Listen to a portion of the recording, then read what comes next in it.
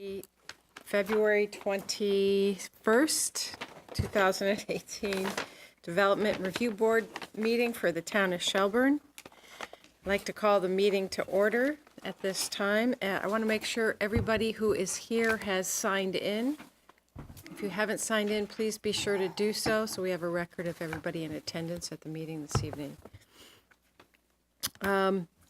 This is the time in our meeting that we welcome public comment. If anyone has any comments of a public nature not related to any particular application on the agenda.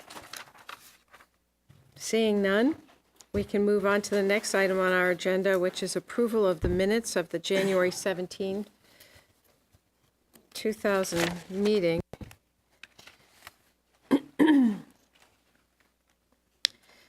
Does anyone have any comments or additions or edits to those minutes? None. Seeing none, I'll take a motion to approve the minutes as drafted. Second. I have a second? I'll Moved. I'll move to, Getting a little ahead of ourselves. I'm optimistic. So a motion from Mark Samet to approve the minutes with a second from Jeff Pauza. All in favor, say aye. Aye. I'm going to abstain since I wasn't here for most of that meeting. The next item on our agenda this evening is application SUB 13-02R3.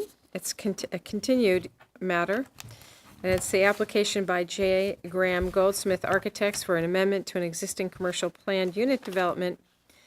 The proposal includes combining buildings 1, 5, and 6, allowing for the construction of a 30,000 square foot building and extending cafe operating hours from 6 a.m. to 6 p.m. to 10 a.m. to 10 p.m. The proposal will require multiple changes to written conditions of approval. The property is located at 6221 Shelburne Road in the Commerce and Industry South District and Stormwater Overlay District. I have previously recused myself from this matter insofar as that I have a family member who works in the law firm that's representing the applicant this evening and has been for a while. So I'm going to recuse myself, which means I leave the room. But it does remind me, does anyone have any other conflicts with anything on our agenda this evening? I do. I will be recusing myself from item 7. I'm a budding property owner. Oh, right, To is that Mike the and Lynn the Roberts. storage? Okay.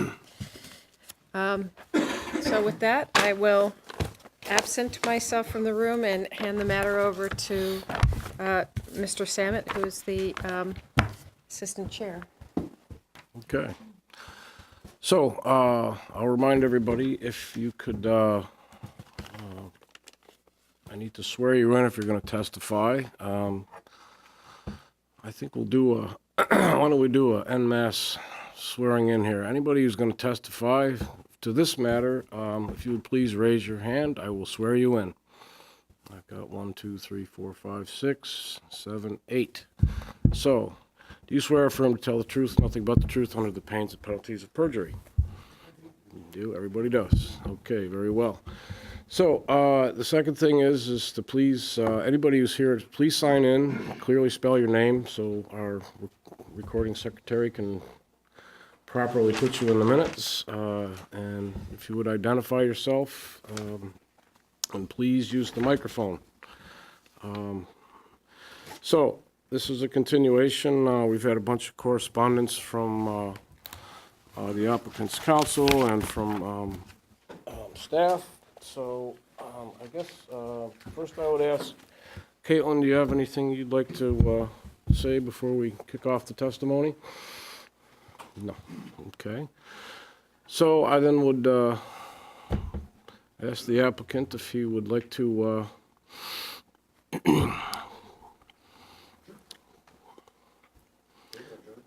kick off some testimony here. Absolutely.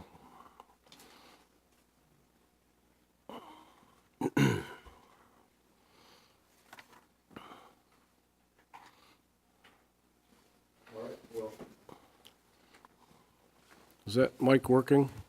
It's working. Yeah, you're good. Well, thank you for your time. As you will recall, at the last meeting, you sent us a random request office to try to get some clarity, some mutual clarity as to some vagueness in the ordinance as written. We were able to hold that meeting and had a fairly lengthy meeting with Dean. I can report that we unfortunately were not really able to achieve the clarity we were looking for. That being said, we were able to answer all the questions that were put to us by Mr. Pierce at the end of the last meeting. From where our general thought on this is that we feel that the requests that we're making for the changes to the size of the building as well as the hours of operation are obviously changes to the permit as written, but we feel that the 2,500 square foot food service, in our opinion, is clearly within the delineation of the permit as written, and that we are hopeful that you will see the same and move this on to preliminary review, where we would like to get. I don't know if you want to add anything, Peter? I think you said, we're happy to provide. You are Peter Raymond. Peter Raymond, and for the record, Eves Bradley. There's, as you noted, there's been multiple written responses that are in front of you. If you have any, clarification or questions regarding those, we're happy to answer those now. We're also, we expect that this process, as we move forward, there'll be more dialogue with planning and zoning and with other departments in the town, and we fully expect that and look forward to that. Any board members have any questions of the applicant? I will, but it'll be after the town talks. Okay. So at this point, does any other members have any questions? You have to excuse me, I'm losing my voice. All right. Dean, would you like to? And I don't know if you, Mr. Chair, you want to continue the protocol of where questions go through you first rather than witnesses or representatives of the applicant to be asked questions directly? I have no problem if you ask questions directly to expedite things, Dean. Okay, that's how you ran it last time, so I just wanted to check first. My question initially is for the counsel for the applicant, who was the author, evidently, of the letter. I noticed that you swore in. It's rather uncommon for the counsel for an applicant to swear in. So I'm assuming that you did so, or I would ask, did you do so that you could answer questions about the letter which you are intending to be considered as evidence and testimony rather than argument?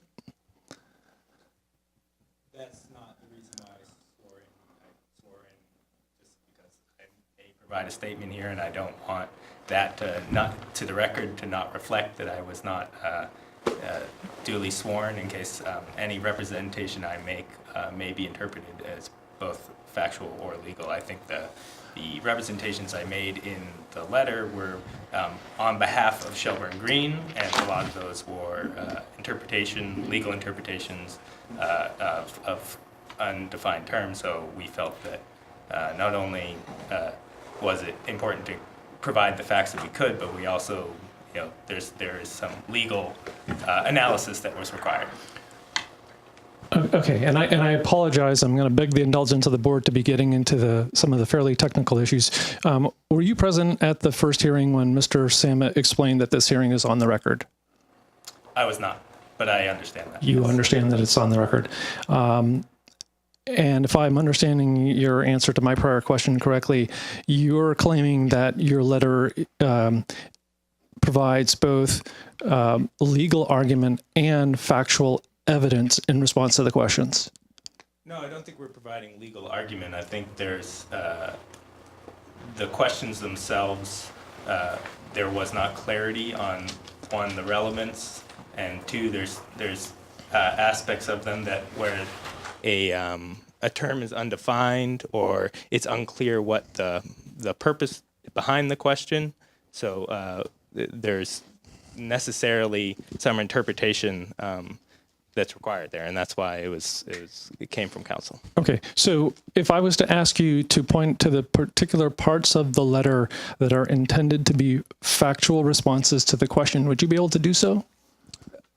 There are representations on behalf of Shelburne Green throughout the letter that represent where we are at the current stage. I remind you that it's just sketch plan, so we don't have all the final details of this application known, nor can they be known.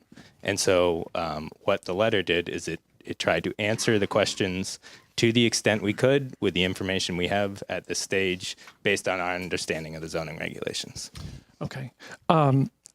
If I may shift my question to Mr. Bradley, I heard you characterize the meeting that was held as focusing on the lack of clarity of the ordinance, as opposed to the lack of clarity that's contained in the application. Is that your position on this?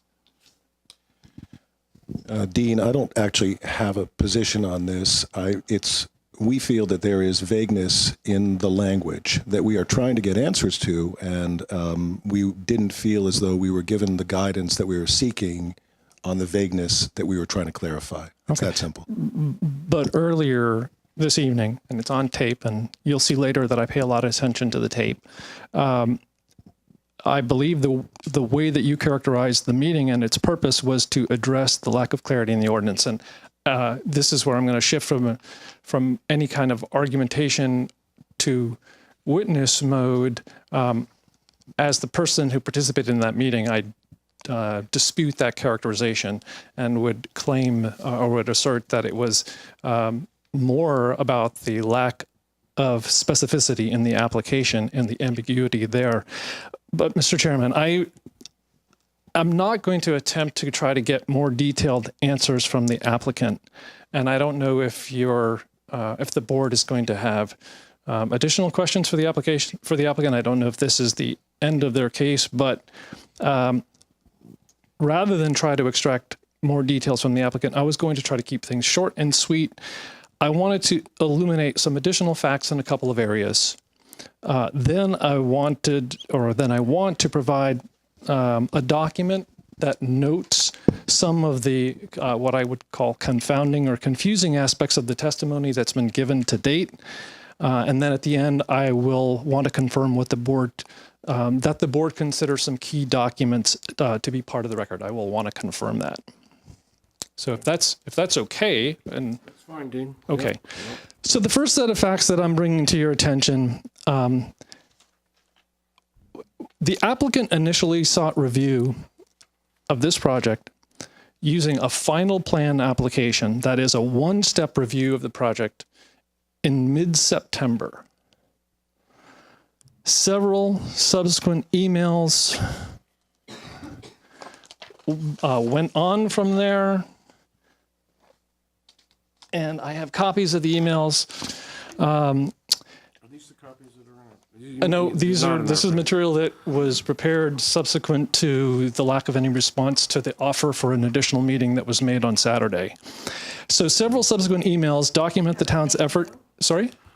The offer that was made to who? That was made to Graham Goldsmith in response. He had emailed me, and I had indicated I had responded to him and had made an offer and got no response. Okay. So again, the applicant had sought a review of this application as a one-step hearing in mid-September. Several subsequent emails document the town's effort to advise the applicant on the application process. And the timing of the first email raises a very important question. If the applicant had been allowed to file an application for final plan approval in September, would that application have included details about the cafe that is requiring changes to the hours of operation? So I would pose that question. We're posing questions here, okay. So this isn't, you said this was an illumination of the facts. Okay, so I'll ask it rhetorically and then submit for the board's consideration. And I'll give these to Caitlin to sign in. I'll give one to the applicant. and I'd be happy to make some brief references to them. And actually, you're a party. You are representing Ann, I believe, right? And these are not in our packet. Sorry? These are not. This is, Okay, so this is not, it's not pre-filed testimony per se. no. You'll see that in an email dated September 22nd, Al Nevins had contacted Caitlin and said, in the beginning of September, I emailed the request below, please respond. And it was regarding Fiddlehead. And you'll see that the subsequent emails all pertain to a discussion about whether or not the application should be reviewed in one hearing or in multiple hearings. The staff's position ultimately was multiple.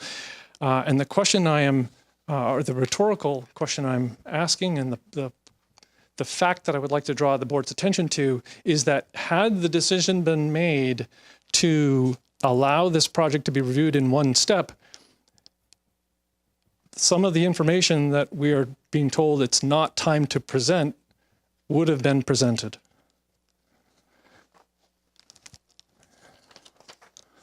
That's a question or a statement? So Well, I will present. You're Not sure where this is going. well, So I'm presenting to you the emails. right, okay. You can draw your own conclusions about those emails and what they represent. But in the same way that the So, council, these are going to be entered into the record. well, that's what I provided this copy to Caitlin for, to be entered into the record. Can you explain why we didn't have them before now? Is there a reason that you didn't have them before now? Because we have a whole stack of other stuff. I'm just trying to understand why now.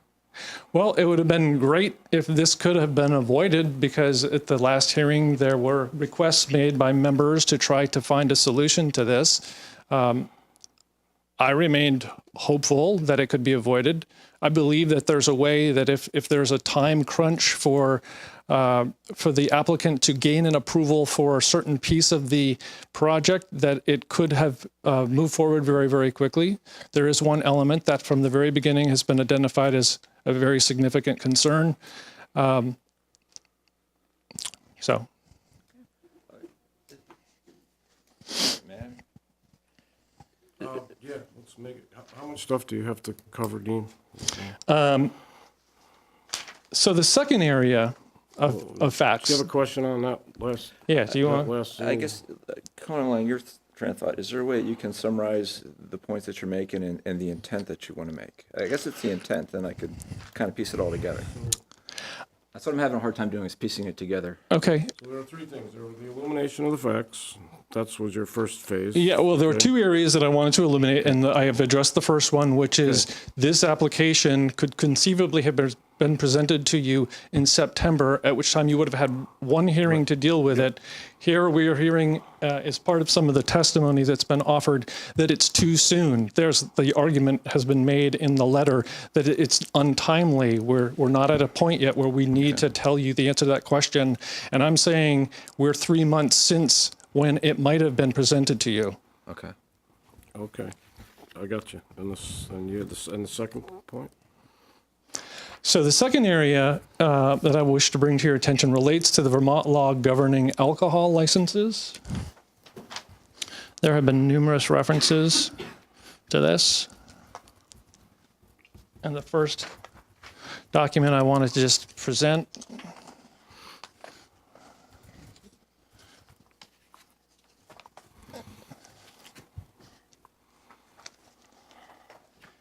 is the statute that spells out all of the requirements regarding licensure. There are 4 categories of licenses, one of which is called Class 4, which is for malt manufacturers. Something that's important to note, that Fiddlehead is currently holds a Class 4 license.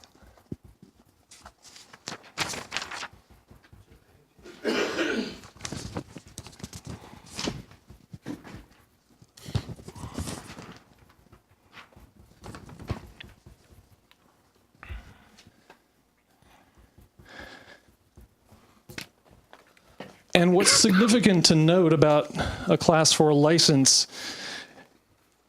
is that there is no food service requirement for a Class 4 license. And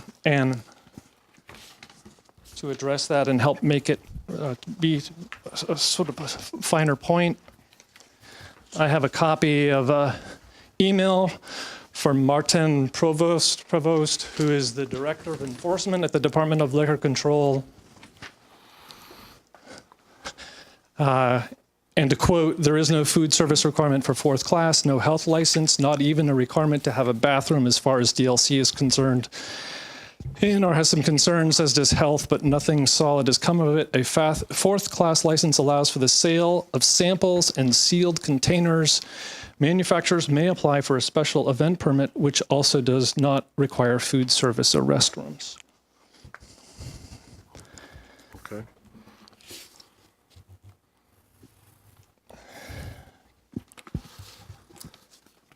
So that's the illumination of some facts items, those two.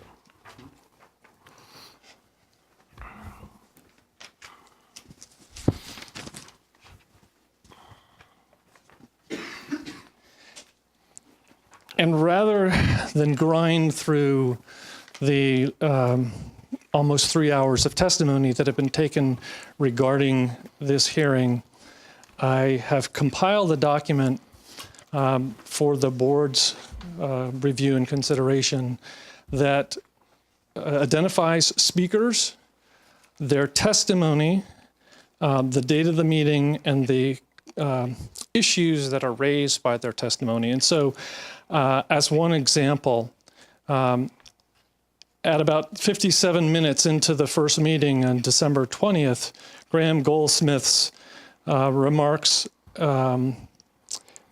included, it's the same number of hours, just shifting them to a time when they could be utilized for dinner usage. Okay? And I have, I believe, 20 different areas where individuals have spoken on behalf, although with those prior hearings, counsel was not sworn in. So I think they would have to be repeated under oath, or they would have to be considered argument. But the purpose of this document is to draw to the board's attention a number of contradictions or seeming contradictions.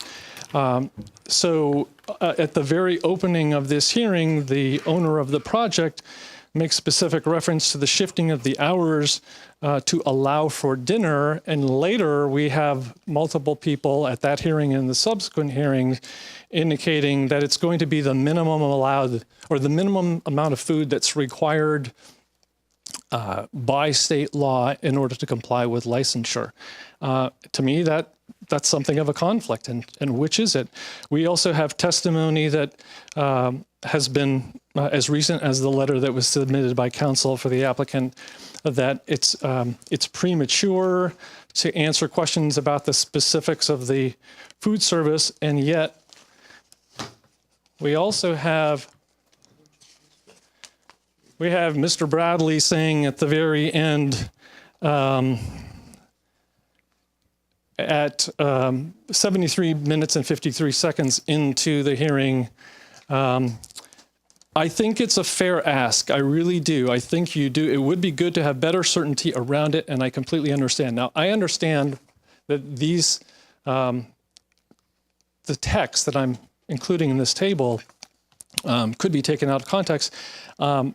And I'm suggesting that I believe because the DRB is operating on the record, it needs to have a recording, and the town has no other recording, so that the video recording would be considered in its entirety the record of the meeting. But I want it to be easier for board members to find these places where there's this seeming contradiction.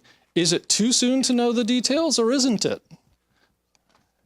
So that document I would like to have submitted.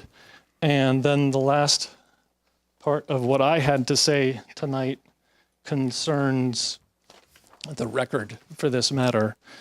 In addition to the items I've given you so far tonight, I I'm hoping to confirm that the emails that were included in previous correspondence are considered part of the record. Those emails documented the numerous times going back years that the town staff had advised the applicant about the concerns we have as far as their interpretation of the bylaw and their reliance on accessory uses to permit what they are seeking. I want to make sure that copies of the bylaws, both the zoning and the subdivision regulations, are part of the record, and I have copies I can provide if that would help.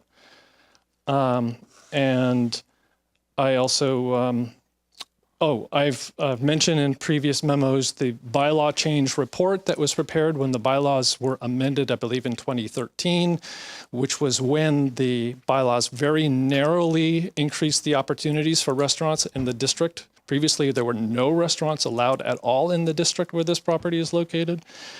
So I want to make sure that the zoning change report is considered part of the record. And I wanted lastly to make sure that the email that I had sent to Graham Goldsmith offering to meet on this is part of the record.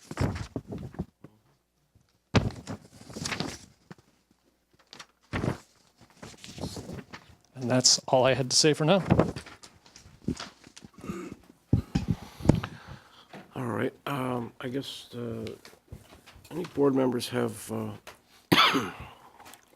any questions or need some further illustration from Dean regarding his testimony at this point? Or- First, second, or third. What's that? Someone else could open it up.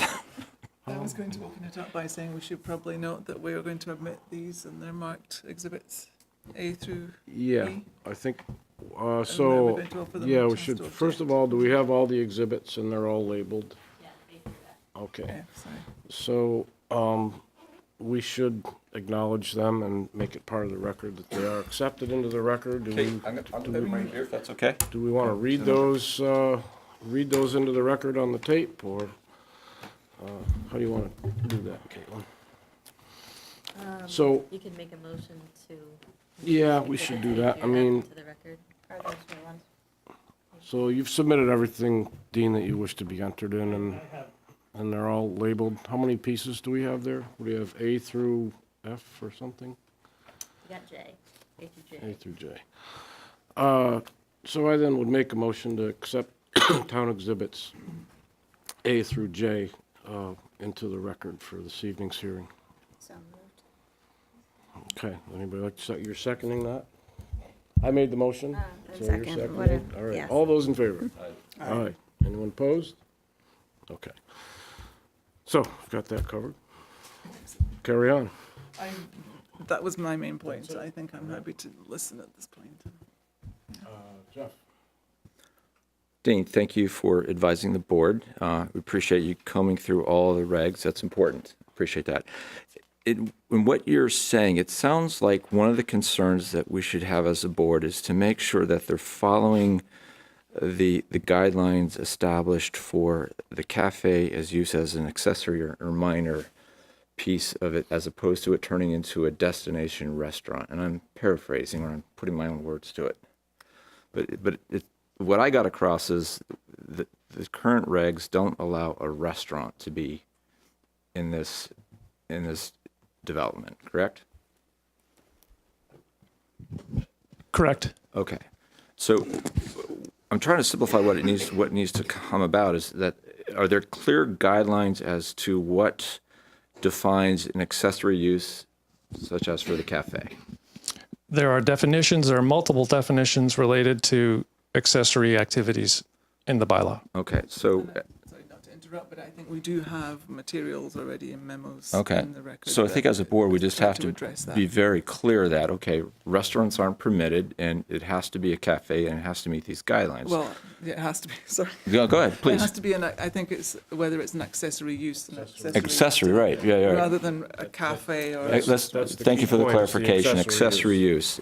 And you did bring up the fact that, okay, state law doesn't require the serving of food.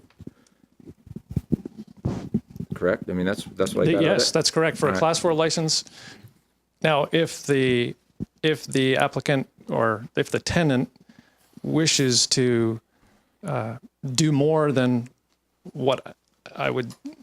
It's possible to look in the document that I provided to you with the excerpts from the testimony to find words to the effect that they want to do the minimum amount possible. They don't want to have, they don't want to be in food service.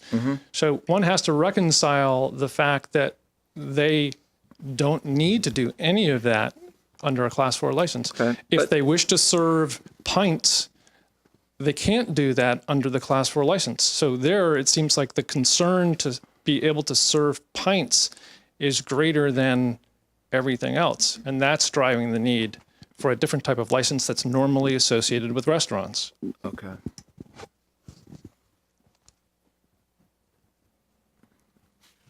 So the Class 4 is sampling and the selling of sealed containers. All right, and versus the selling of pints drives them into a different class of license. Okay.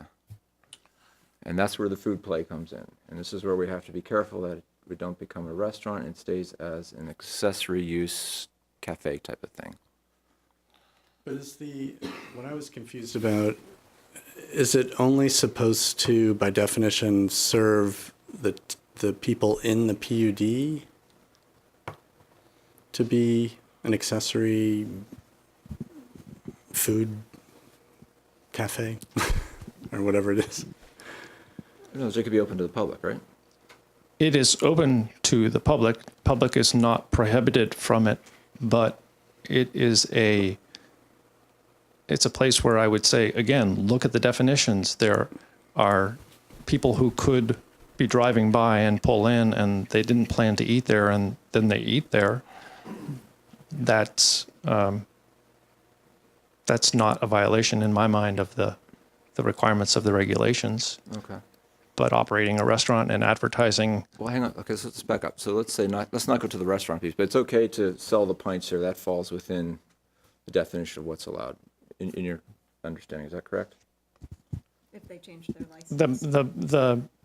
The sale of pints is not the issue. If they make beer, It's the food that goes with it. You just have to make sure it stays as an accessory use and not turn into a restaurant.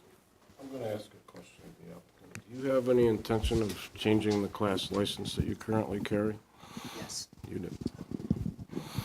Please Hi, I'm Matt identify Cohen. yourself if you would, please. Yes, Matt thank you. Cohen, owner of Fiddlehead. I appreciate Dean providing this. This, unfortunately, is for 6305. This is not the area we're talking. So I do hold a Class 4 license for 6305 Shelburne Road. At 31 Sage Road, I will be getting, if this was to happen, we'd be getting a Class 1. That's your current location. This is the current location where we're selling, but okay, but this is not in the area that we're talking about. So the long and short of it is you do intend to Yes, apply so I for will be it. getting a Class 4, a Class 1 license. Class 1 license. Yes, And that allows, allows me to sell pints, but there needs to be a food component with that. And it needs to have food. Okay. Yes. Does it define what kind of food? No, food, cold no, food? no. You can sell a bag No. of potato chips, and that's you're good. I mean, there is some minimum. Unfortunately, I'm not fully aware what the minimum is, but It's pretty low. yeah. So, okay. Thank you. All right. Anything else, Jeff? I'm good. Jeff?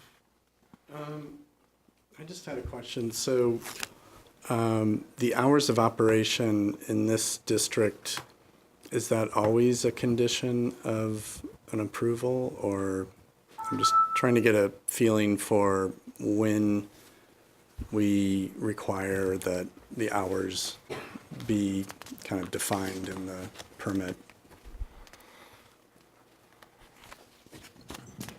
if you're directing that at me, Jeff. Yes. Yeah.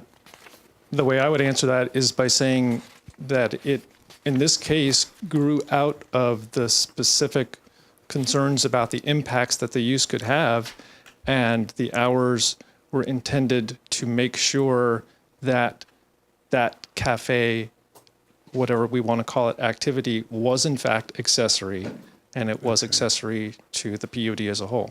And did that come out of the fact that it was next door to residential, or? I'm not able to speak to Okay. that.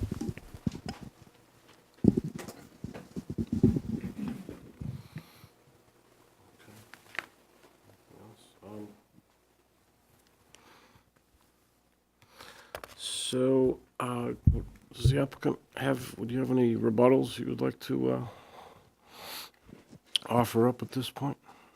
I think I'd just like to make a few kind of clarifying points.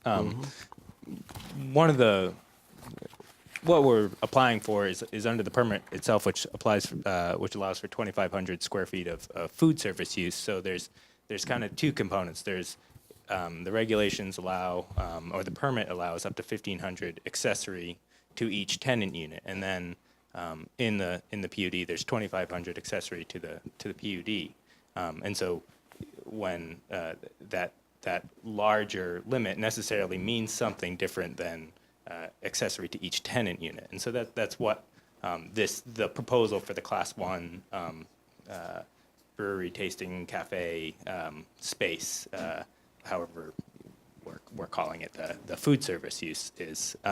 To Dean's point about the request for a meeting, I'd just like to note the timing on that. That was this weekend. Monday was a holiday. We had the meeting today. Schedules, and based on our last meeting, we came away with an understanding that we still didn't understand and had some disagreements. So that was. So clarify that for me, you did have a meeting today? No.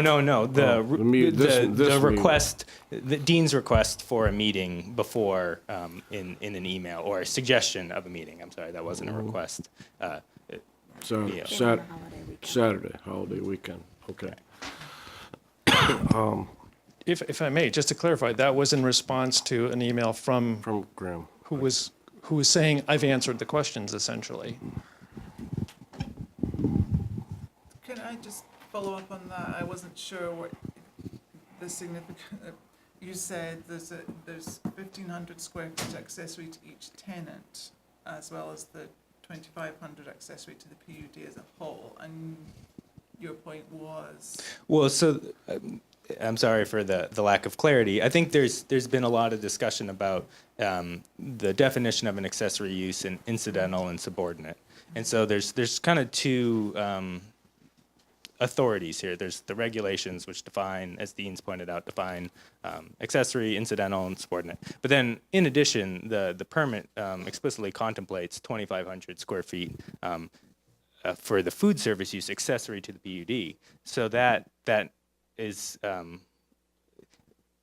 in our opinion, that's what this application is proposing to use. So it's not limited in the same way as the accessory to each tenant unit in the 1,500 square feet accessory to each tenant unit in the permit. It's a slightly larger space, and that's what's accommodating the Class 1 license. It's more of a point. We're not arguing anything here. It was just a point of clarification.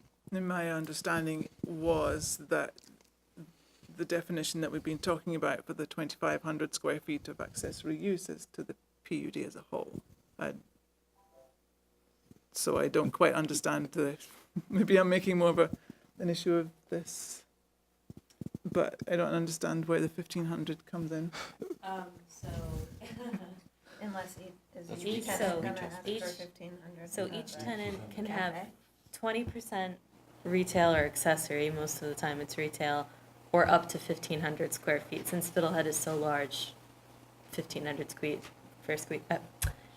thank you, is maxing out, but sometimes it's lower than that. And the 2,500 square feet is not associated with Fiddlehead, but rather, like I think you're rightfully pointing out, the entire PUD.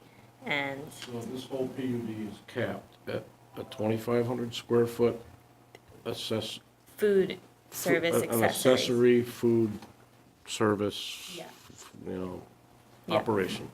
It's so you're using up the entire, excuse me, food accessory use with this application. So hypothetically, if somebody else wanted to come into this park,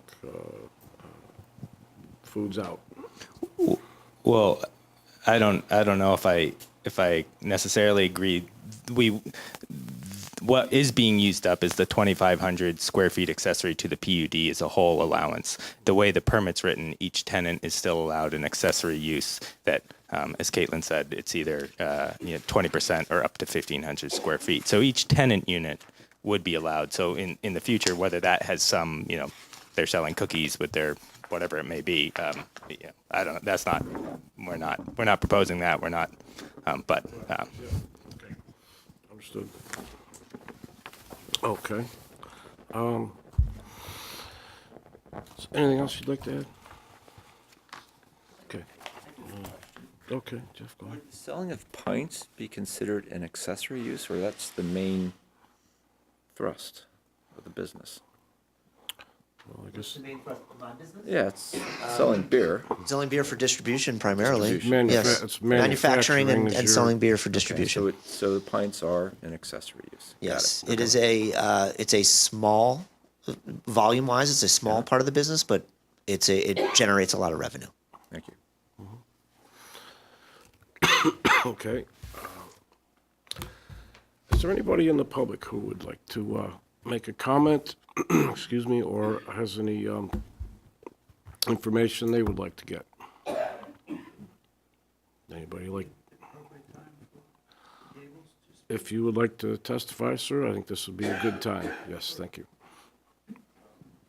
Please identify yourself and use the microphone. Thank you. My name is David Stewart. I live at the Gables.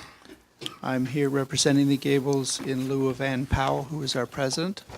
I'm on the board, and other board members with me, Sarah, as well as some owners. Our concerns have really centered around three things.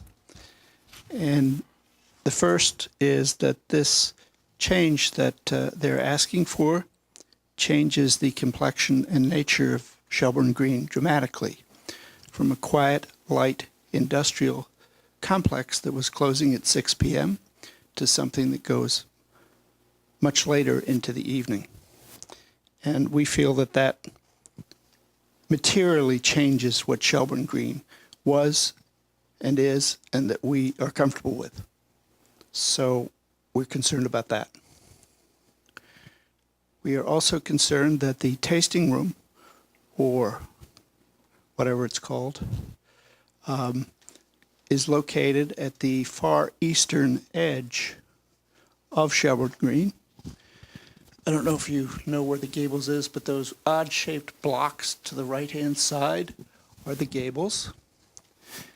And this situs of this tasting room is almost as far east as is possible within Shelburne Green, and really almost abuts our property.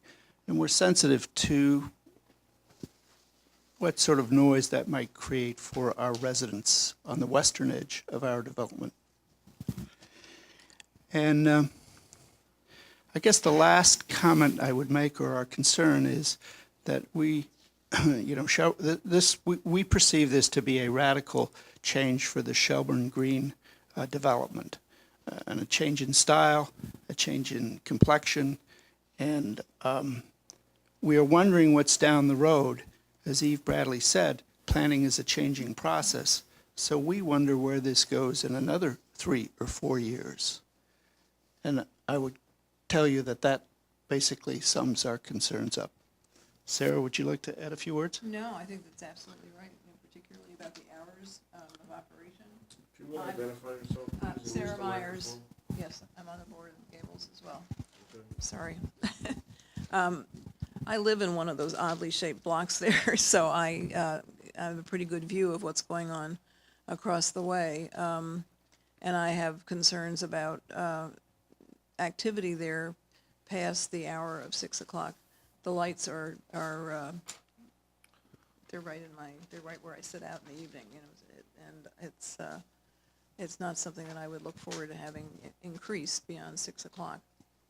And the other part is that I agree with David that it really does dramatically change the nature of what we thought of as Shelburne Green and welcomed as a neighbor. Did you guys get a resolution on the tree plantings? Did that screening? Did you guys have a discussion, and are you guys satisfied? It was proposed, and I think that they said they were going to do I think it. it was a favorable outcome. Yeah. Okay, does As that far as I know, I address, was not at the meeting. okay, does that address your concern about the light, or once the trees are in place and everything's done? Is that screening viewed as adequate? Trees grow up. I mean, Matt Cohen again. Just to clarify, though, I mean, whether there's going to be a cafe or not, the lights are still going to be on. We're still allowed to manufacture 24 hours a day, you know, and that so it's not as if everything closes at. It's not as if we have to stop manufacturing beer at 6 o'clock.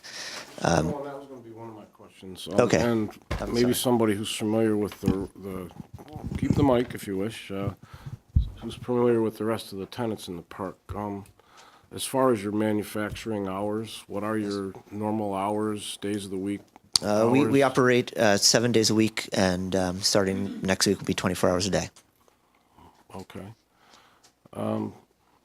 And are you familiar, Mr. Bradley, with any other businesses in the park as far as their hours of operation? Is the mic? Yes. Yes. Thank you. I can't really give a clear answer. I'd be happy to go, but I'm never there in the evenings, so I don't really know. Okay. Theoretically, the Tata Harper, which is a cosmetics company, they're using space specifically for warehousing. I would think that, and again, this is presumption, but that in busier times of year, such as around the holidays, they might have a need to be manned on a 24-hour basis for shipments going in and out. Yoga Roots, again, I don't know if they offer evening classes, but if they decided to, they would be there late. Physical therapy typically closes up during the day. Eating Well magazine, in the evening. Eating Well magazine, the same. The office tenants are somewhat different from the manufacturing tenants, is what I would say. And the manufacturers are the ones that it's really up to them. Mm-hmm. Thank you. I just have another question, back to the same thing that I've been asking. Do you have any further sense of what your food service plan would be? The answer is no.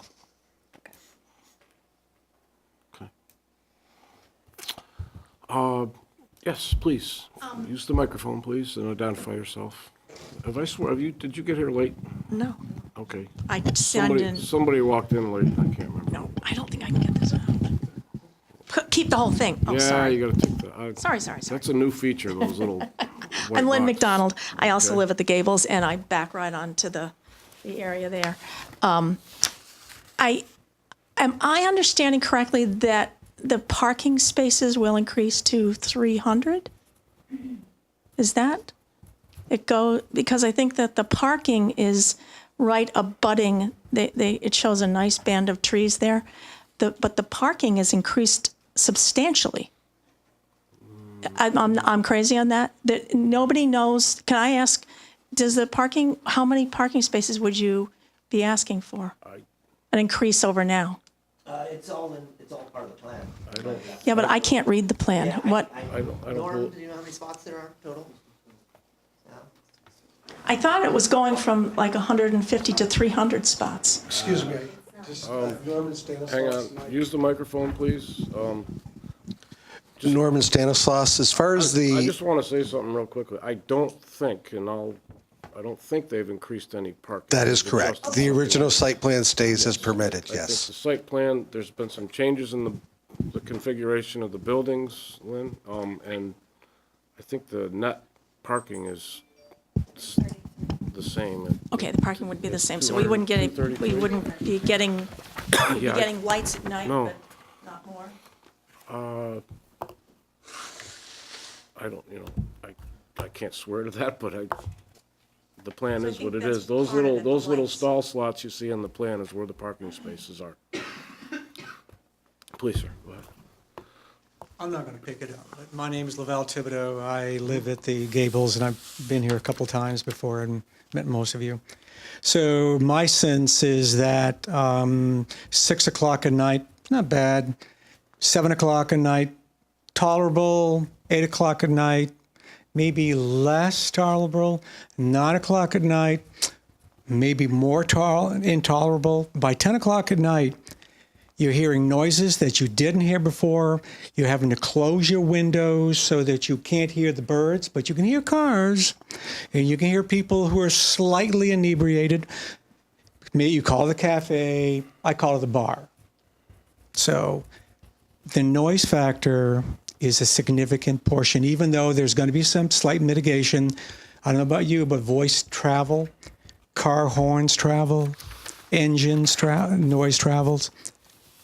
Just think about it. Thank you. Thank you.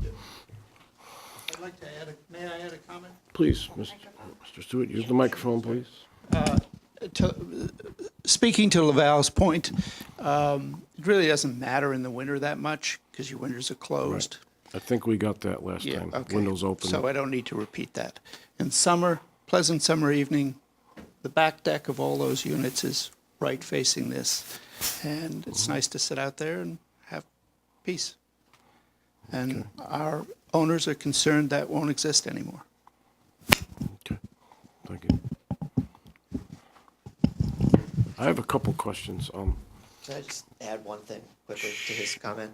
Sure. Yes. Thank you. I just want to be clear that we plan and do run a business that conforms with the Department of Liquor Control and all of their keepings. This is not, they're not going to be, I take offense to the fact that you're saying there's going to be inebriated people there.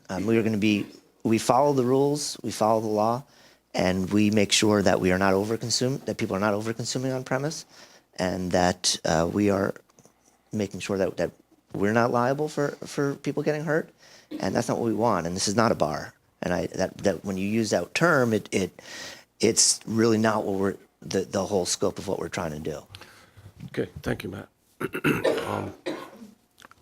Maybe somebody. How long has the Gables been there? Do you know when that was built? 1988. Okay, and 30 years. Dean, do you know that parcel of property that Shelburne Industries, the Snelling property, that's always been zoned, how? It's been in a commerce and industry designation, I believe, as far back as the 70s, but I can't speak specifically to it after or before 1988. All right, thank you. All right, any other comments or questions? Other testimony from the public, the applicant, or Mr. Pierce? All right.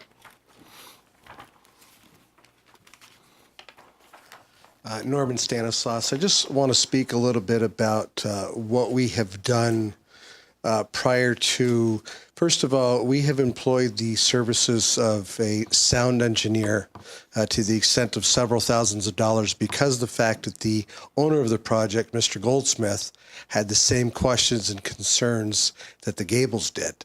And I'm sure that information has been provided to you. And within that information, it's also very clear and very specific about the decibel levels of the noise with windows opened, windows closed, so on and so forth. And at the end of the day, that information is positive to the effect that regardless, with what would be transpiring. I'm gonna hold you off there because one, you're testifying to something that was prepared by somebody else, and you're rendering an opinion on the results of that. Okay. And we have no way of getting testimony from the person who created that at this point. So Okay. I'm going to warn you that. Okay.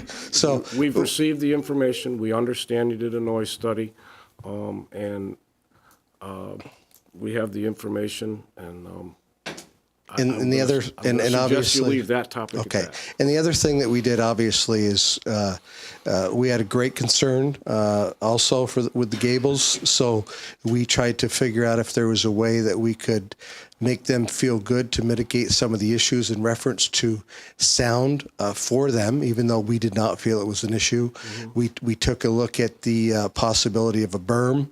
And unfortunately, because of the regulation in Act 250 and so on and so forth, the slope and the requirements, we would have ended up with a berm 115 feet wide, 3.5 foot high, which made no sense. And that's in fact why we proposed the evergreen, so on and so forth. So we understand the concerns of the neighbors, and we're hoping that we've been able to satisfy them with the study and the additional evergreens, so on and so forth. Thank you. I do recall that testimony. Okay.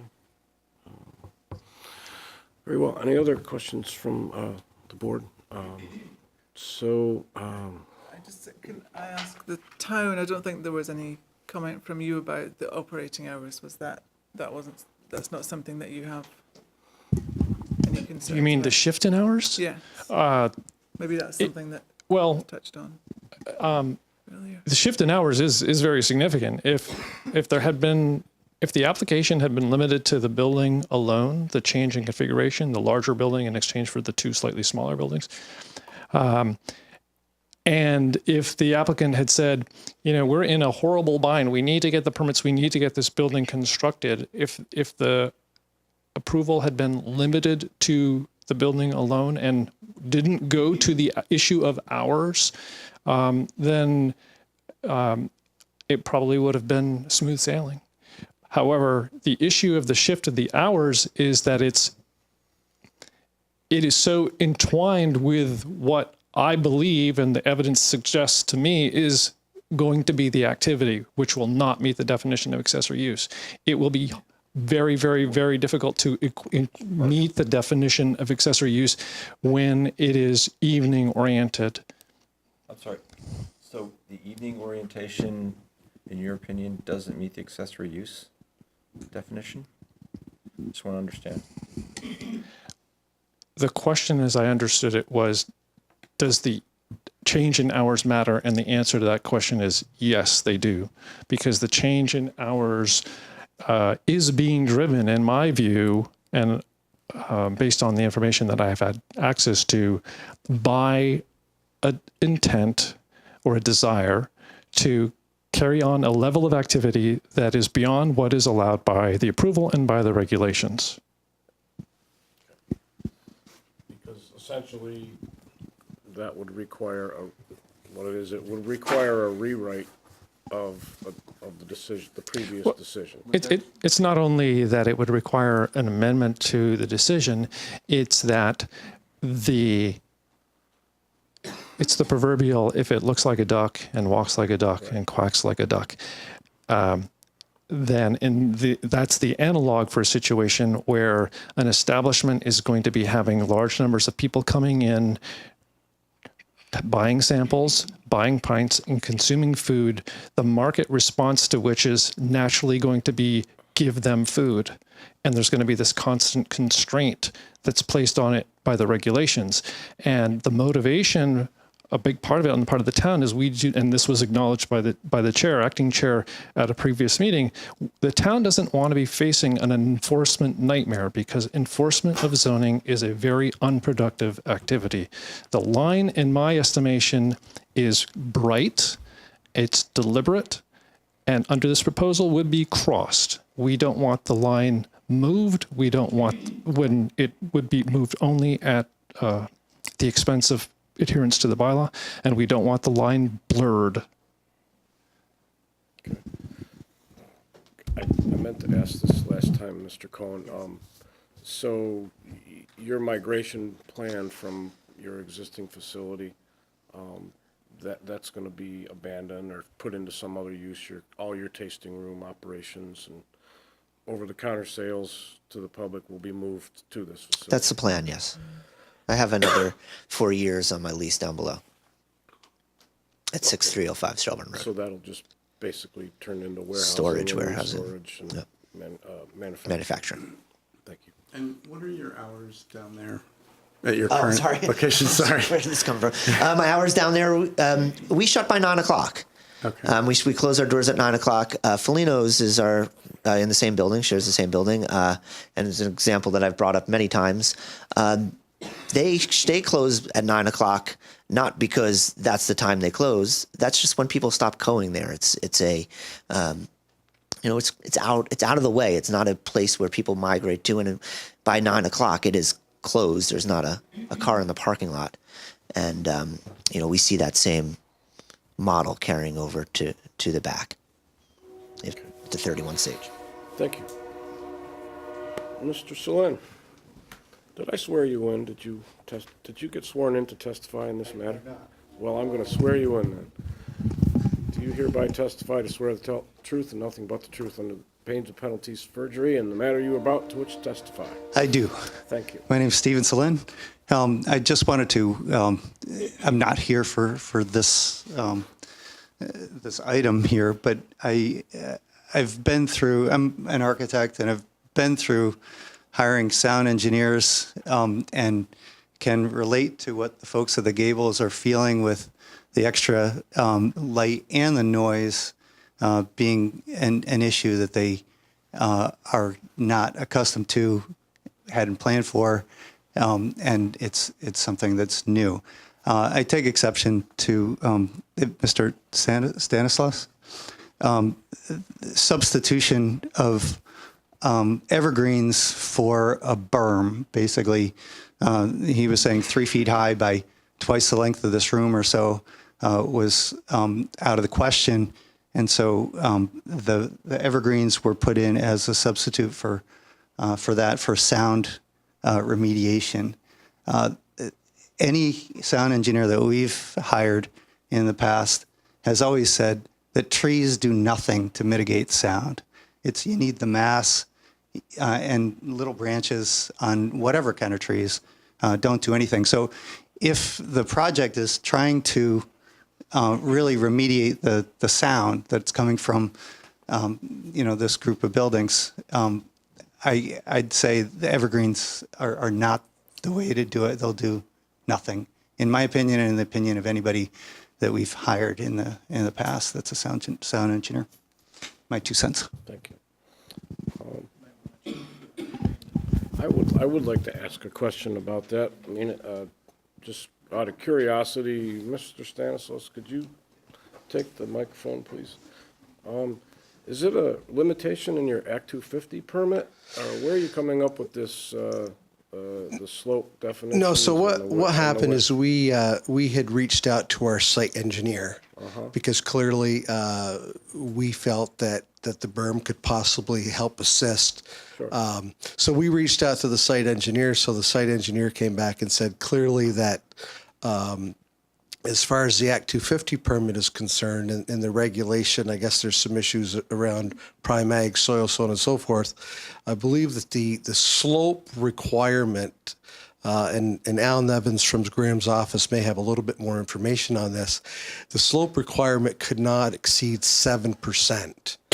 So in order for that to happen, for example, to have a 3.5 foot to 4 foot high berm, there would have to be a width of approximately 115 feet wide. And what that would do is trying to install something 150 feet wide in that area currently just did not make any sense whatsoever. So that's on the advice of your civil engineer? That is correct, yes. And that's CEA? Yes, that is correct. In the intent of the evergreens were not to help to buffer the sound. The intent of the evergreens were to help assist the gables in the site from their existing condo units to the site because of the fact that these specific evergreens that we have proposed to put in as a mitigation factor for the gables are very quick growing evergreens to the extent of 2 feet per year versus the previous plantings that were installed. Right, okay, thank you. Okay, Mr. Stewart, if you would, please. It's also my understanding. Please use the microphone, sir. Yes, sir. Thank you. Yes, sir. Sorry.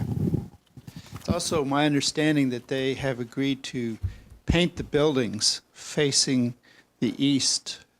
Where's Norm? Right there? Green, is that correct? That's an agreed upon deal? Okay. Picture here, we may have, Yep. we may have a picture. That is correct. Okay. Yeah, I think we got that last time. The rendering, yep. Saw That that. is correct. Green buildings with the gray roof. Gotcha. Okay, so, we've got a full plate tonight. Is there any other questions from, or testimony from either the audience, applicant, or questions from the board? So, okay. Just for the record, so it's clear, Shelburne Green, we understand Dean's position, or we hear Dean's position. I think Shelburne Green just, we disagree with the kind of or his conclusion drawn from the definition of accessory use in the regulations. We haven't, there's no definition that matches that to number of visits or to the food that's served. So based on Dean's last memo, there's the conclusions that he draws in that are we don't believe are supported, but. Understood. And I think that's also mentioned in your, the letter we received from you. Okay. So I believe we've taken all the testimony that people are interested in making. So we've got a couple things to do here. We need to classify this subdivision. It's been suggested by staff that this is classified as a major since it's been that way previously. So that being said, I would move to classify this application SUB 1302R3 as a major subdivision. Seconded. Any discussion? All those in favor? Aye. Aye. Anyone opposed? All right, so we've done that. I would also then make a motion to finalize the record and close this hearing for SUB 1302R3. That the to close this hearing. So, Second that? seconded. All those in favor? Aye. Aye. All right.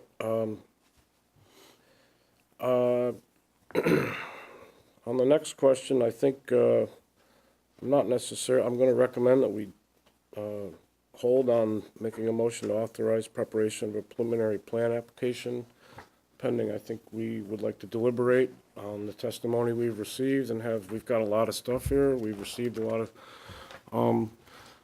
several documents that have been filed to give us a chance to review those and deliberate on the evidence that we've taken and that we've received, and we'll go from there. Okay? Deliberative session. Yeah, so what I'd like to, is it okay if we enter into deliberative session at another time? We've got a room full of people here. So I'm going to suggest that we can do it tonight. It'll probably be a little late. Let's see how, can we hold off on that decision for another hour or two, whatever we have? Yeah, I don't think we have to declare when we No, I don't think deliberate. we're not really No. doing anything, so I don't think it's time or date specific. So we're going to deliberate, and we're going to get back to you. Thank you very Okay. much. So one thing, we've got a bunch of things. People usually talk and visit. That's great. Please do it in the hallway so we can move to the next item. And can somebody go grab Mary, please? She's probably in the next room. Do we need a motion to deliberate in a second? How about this? I'll make a motion that we enter into deliberative session at a later date to deliberate this, and we'll get back with a recommendation. Okay. Seconded? Seconded? All those in favor? Aye. Aye, very good. Thank you.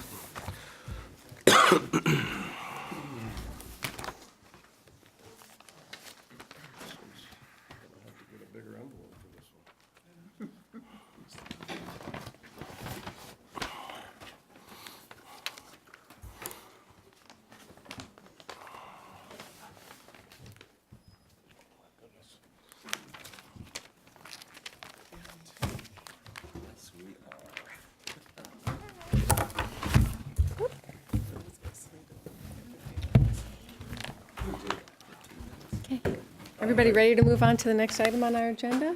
We are. Thank you. So the next matter on our agenda is the application, it's, CU 04-15RA, SP 04-05R1, application by 5288 Real Estate LLC seeking conditional use and site plan approval for expansion of the Village Wine and Coffee Shop, also known as VWC. It constitutes a non-conforming use and is also subject to requirements of 1920.1. The property is at 5288 Shelburne Road, located in the Village Center zoning district, as well as the Village Design Review and Village Core Overlay districts. The application also seeks approval for parking area on adjoining mixed-use parcel designated as 5332 Shelburne Road, owned by Norman and Rita Marcotte. Is there anybody in the audience this evening to give testimony in connection with this application? Would you like to come? Is there anybody else? Could I? Just one so far. Would you like two? Okay, all right. So come, if you would come forward, Mr. Clayton, and tell us your name. Raise your right hand. And then who's your colleague? And we'll do a en masse. Steve Celine, I think he was just sworn in, maybe. Yeah. Sworn in on the previous one. So we have to, Mr. Celine, yeah. Yes, do you both swear or affirm? I have to have you raise your right hand, sorry. Swear or affirm to tell the whole truth and nothing but the truth in connection with this application? I do. Yes. All right, thank you. Mr. Clayton, you want to tell us a little bit, give us a little bit of background, and then we'll launch into questions. Sure. Well, we're in the old store, which has been a retail store since 1857. My dad bought in '63, and then he moved everything to the Shelburne Shopping Center and developed that, leaving that building open. And it's been multi-uses. Harrington's was there. There was a veterinarian office, a gun shop, multiple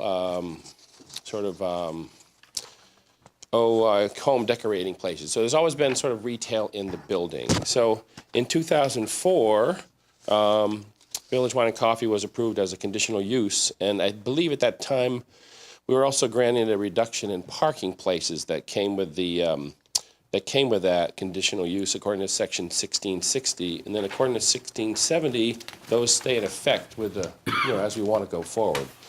So in reviewing the town plan, according to the vision statement, regarding the growth in the Shelburne Village, the goal is to ensure that Shelburne Village Center continues to function as a center for economic, social, cultural vitality that is lasting and does not limit future opportunities.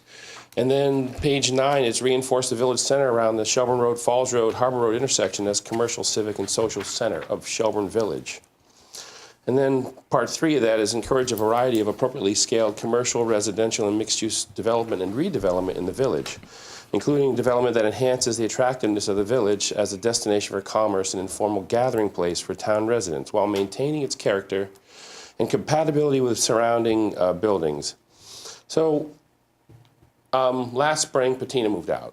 And I'm like, this is an opportunity to me to take over the whole downstairs, which is what I'd like to do. I'd like to move the retail to the front where Patina was, and I'd like to have a space in the back where we can do educational wine events.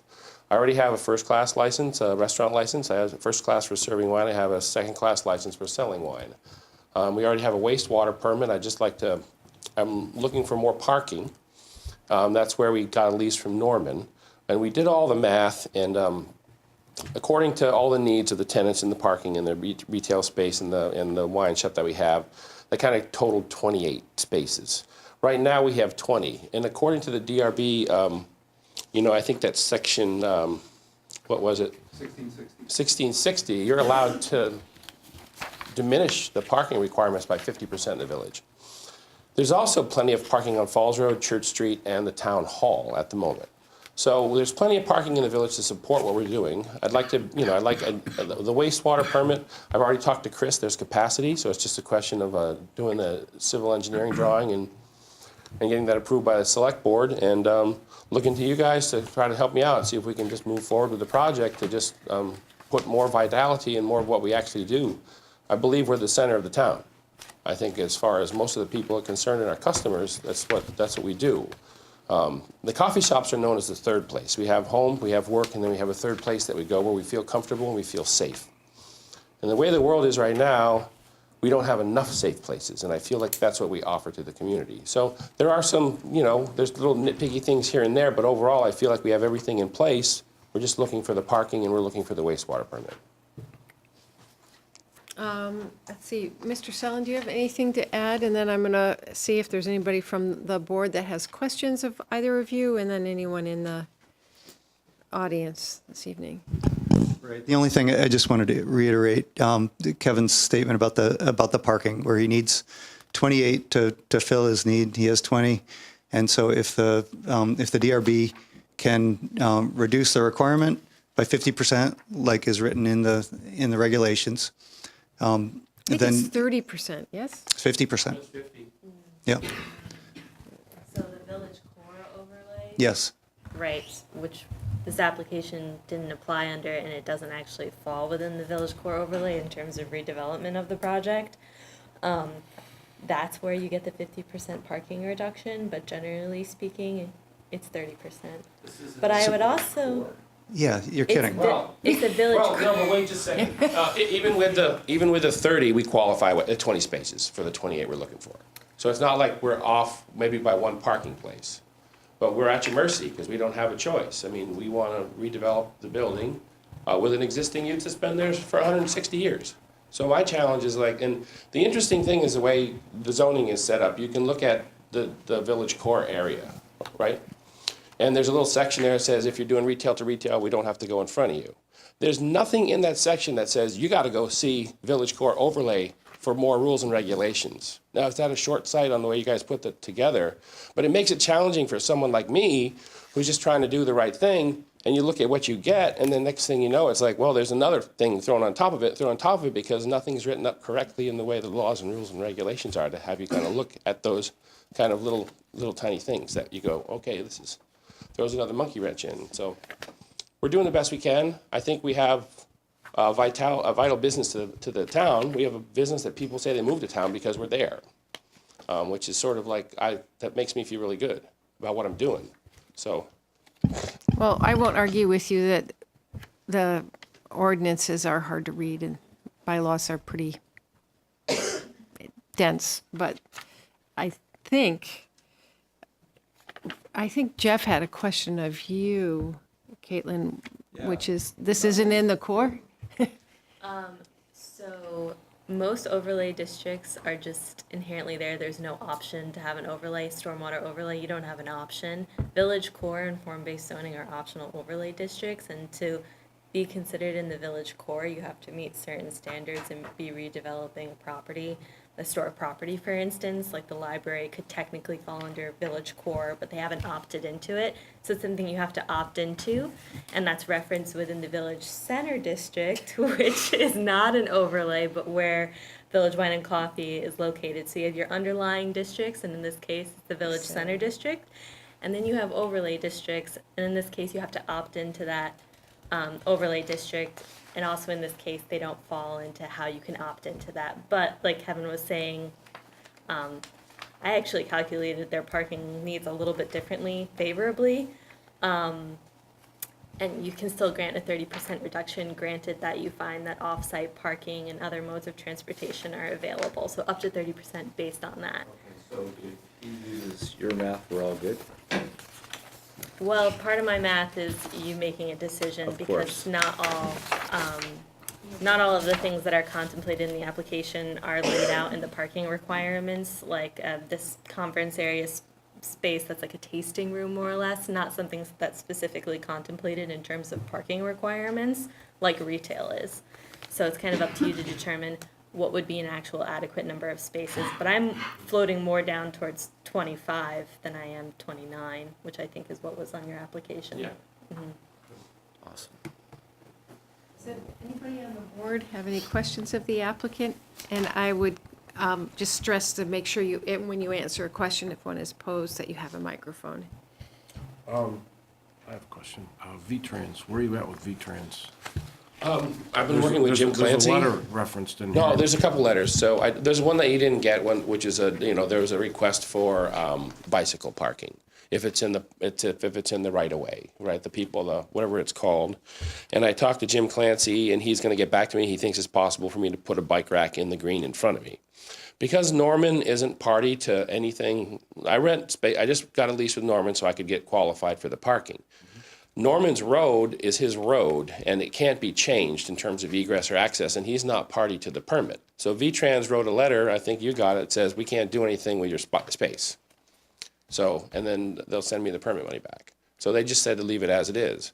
And then in there's a few things I'd like to do, which are mark it off as no parking or put signs there that say, hey, no parking between the sidewalk and Route 7. There was a possibility or talk about putting those, what are they called, bollards, but that runs into a lot of technical problems with snow plowing and all sorts of things like that, where you're just like, that's in the middle. The problem is, it's a fascinating psychological problem. You'll go to Burlington and you'll park wherever you can, you'll walk. I don't care if it's 6 blocks, 8 blocks, you'll do it. If you drive by my parking lot and there's nothing space in there, you drive on and you lost a customer, or they'll just be like driving on. And finally, Joe got me parking signs for the town parking lot, which we never got for 14 years. And then within 3 months, he got me parking signs, at least the blue ones that are out here that say, hey, there's public parking in this lot. There's public parking on Church Street. So the fundamental challenge is always, how do we get somebody to just drive another 50 feet, park their car and walk? And it's a fascinating thing between urban and rural. It's just that difference, and it's the same person. And I get thrown up against it every single day. I'm like, and I have to go out. I put little signs on people's car. We have a big sign in front of the shop, cash register says, if you park between the sidewalk and Route 7, move your car before you order your coffee. I mean, I'm trying to do everything I can to make it as safe as possible. But we have a small footprint. And we also have lots of parking that's just a block away, 2 blocks away. So we have everything we need to just keep a vital business. And then. So if I understand you, I count, there's 19 spaces. Mm-hmm. And that's it. Right. And your tenants park where? On the north side. Okay. And there's the one for each apartment, and then most of them are gone during the day. And we don't have a copy of the lease that you signed with Mr. Marcotte. It's included in the packet. I missed it. Yeah, I included it. I went through their list and tried to get every kind of evidence I could to every question that Dean and Caitlin asked. So the copy of the lease is there. It's 3 pages long. I thought we had 20, but there's 6 and 6 is 12. No, Yeah. 6 and 6 is 12, and then 8 on the north side is 20. I only saw 7. 7? You got. There's no lease in here. Yeah, there's no lease. I'm sorry. There's a lease, and it didn't. And there's no letters from the VTrans either. Yeah. There's mention of, in here, just move things along, there's mention of signage indicating a no left-hand turn is permitted. It's there. People ignore it. They don't care. So, I mean, it's a challenge. Apparently, it's hard to see behind the hedge, so. Well, it's there. I mean, the question is, I'm at your recommendation. I can put another one somewhere, but the question is, again, the human nature. They're going to look at it. So, but how do we work with that? So, Yeah, one thing is, have you talked to Jim Clancy about putting a sign on the opposite side of the road? It says no left-hand turn. So on the Something. east side of. like when you look 7? across on the green. So Mhm. that's a question we'd have to find out if the town's amenable to it, right? Because it's your. No, it's a state highway, so you'd have to run that by Jim Clancy. Yeah, I mean, I could do that. I mean, I'm happy to do that if that works. There's a lot of them up Route 7 at every turnout, no left turn. A lot of them have been across the street, like on the east side of Route 7. Yes. Yeah. And the other thing is if there's a big concern about, I took a look by there the other day, parking on the sidewalk. Have you thought about maybe putting like some yellow cross hatches or something on the sidewalk or something to, kind of like a crosswalk, don't park here type? I could do the sidewalk in one color and then the parking between Route 7 and the. You'd probably want to run that by Jim Clancy or Randy. Yeah, I think when we talked, he was amenable to that. Like before we had the meeting, he got there a half hour early and we were kind of going over everything we could do. And I had sketched out, let's stripe this no parking. So I definitely could do both of those. I think that would be I'm also working on getting some sandwich board signs that say no parking here and then no parking on the sidewalk. But the question is, again, getting people to read them, or when the snow flies and gets on top of them, getting people to pay attention. It's a challenge. So you're current lot is asphalt, right? Yes. But the neighbor is gravel? It's gravel. So those spaces wouldn't be striped? You couldn't stripe those, no. Because, you know, there'd be really inefficient parking there. So you won't get 6 spaces there. You'll get more like 4. We do people squish in there. I mean, Yeah. I mean, it's just people No, aren't, but I think once they they're not see- very generous when there's no striping. No, but if the other side's striped and all the cars line up there, Yeah, that's people true. will There see, is well, people see, will see that as a visual cue. Yeah.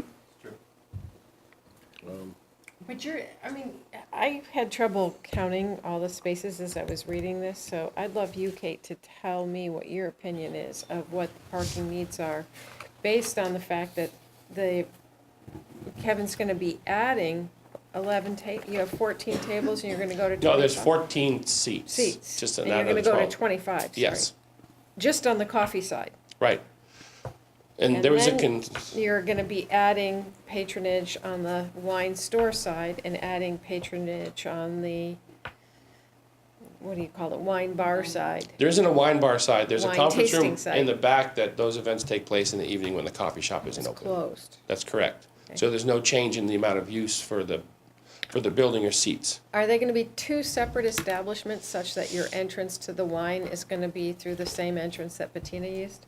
That and we go through the wall inside the building too. Mm-hmm. Because the whole building used to be One open. one store. So there was like a door in the front, opening in the back, so the flow was, so you go through the whole thing. So, and then the way we're gonna set up the inside is so you can actually close off whatever you need to facilitate whatever events you need to do.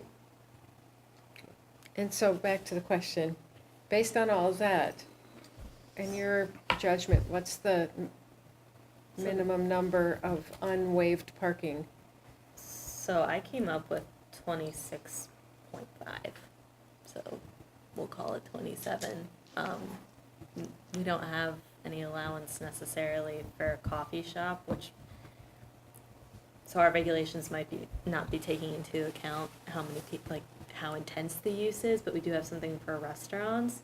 And so 25 seats, it's 1 space for every 2 seats, and Right.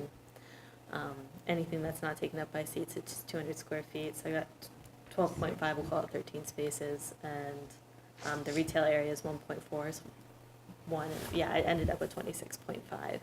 So you could waive it and it'd be okay, but there is a requirement for bicycle parking, so it needs to show up somewhere.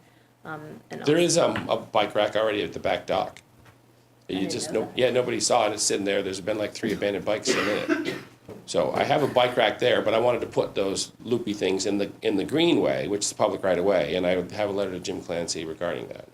I'm sorry you didn't get the lease documents, because I submitted everything. I don't know. What's the term of the lease? 5 years, Like 5 years. Well, it's 1 year with with 4 4 one-year. renewals. I'd like to see it. What's that? I can pull it up. I'm not sure why it's not. I'm not gonna, I don't wanna read it right now at Oh. 8:25, gee. What? I don't really wanna read it at 8:25 in the middle of a petition, that would be a little. Yeah, but it is a 1-year signed lease with the option of signing on for another 4 years and it's the 6 spaces that's shown. It's really An not much option more. that rests in the exclusive right of the lessee. That's I don't what know I'm if the concerned language about. is that strong. Because if I understand it, we can't grant the waiver Unless there's a 5-year unless there's a lease agreement. 5-year lease.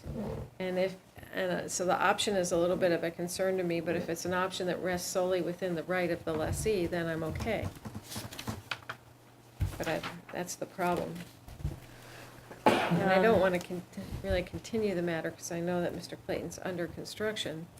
We could, I don't think anyone at this table would debate that the coffee shop is an important part of the center of town. And I also believe that the proposed wine operation, if you will, doesn't conflict with the coffee very much. And I hope people at the table agree that, it hasn't come to that for me yet, where I'm drinking the wine in the morning with the coffee. Are you talking about coffee after wine or wine? Believe me, some people want a glass of wine. Yes, yeah, I can understand that. The other day, I'm like, But anyway. So I don't think they conflict, so I'm not worried about that activity, but I do know it's a pretty crowded parking lot in the morning. It really gets pretty crowded. And I like the idea of people parking elsewhere and walking a little bit for their coffee, but Is there any particular reason why it's not a 5-year lease? Well, I asked for, I'm sorry, I did ask, and I'm just curious, I'm wondering myself, if it's because Norman's getting older, I don't know. So I think for me, there's a condition that's drafted here, a 5-year lease. So I think that condition needs to, oh, you do have it. I think it needs to be 5 years for sure, and transferable, so if Mr. Marcotte sells this property in 2 years, that lease is still gonna be enforced for the 5, it's gonna be non-cancelable, transferable lease. well, maybe we can take the matter under advisement and we can all look at the lease and then confer. It's conditioned, Sure, it's okay, all right, conditioned yeah, that already. makes sense, Jeff, I'm sorry, yeah, It's conditioned here, we have to modify the condition a little bit. okay. Mr. Selin has a question. or Yeah, sorry. So it says as long as the lessor holds title to the premise and lessee remains compliant with the terms and conditions of the lease may be automatically renewed for 5 additional 1-year periods. So it doesn't look transferable. But we can make it a condition of approval.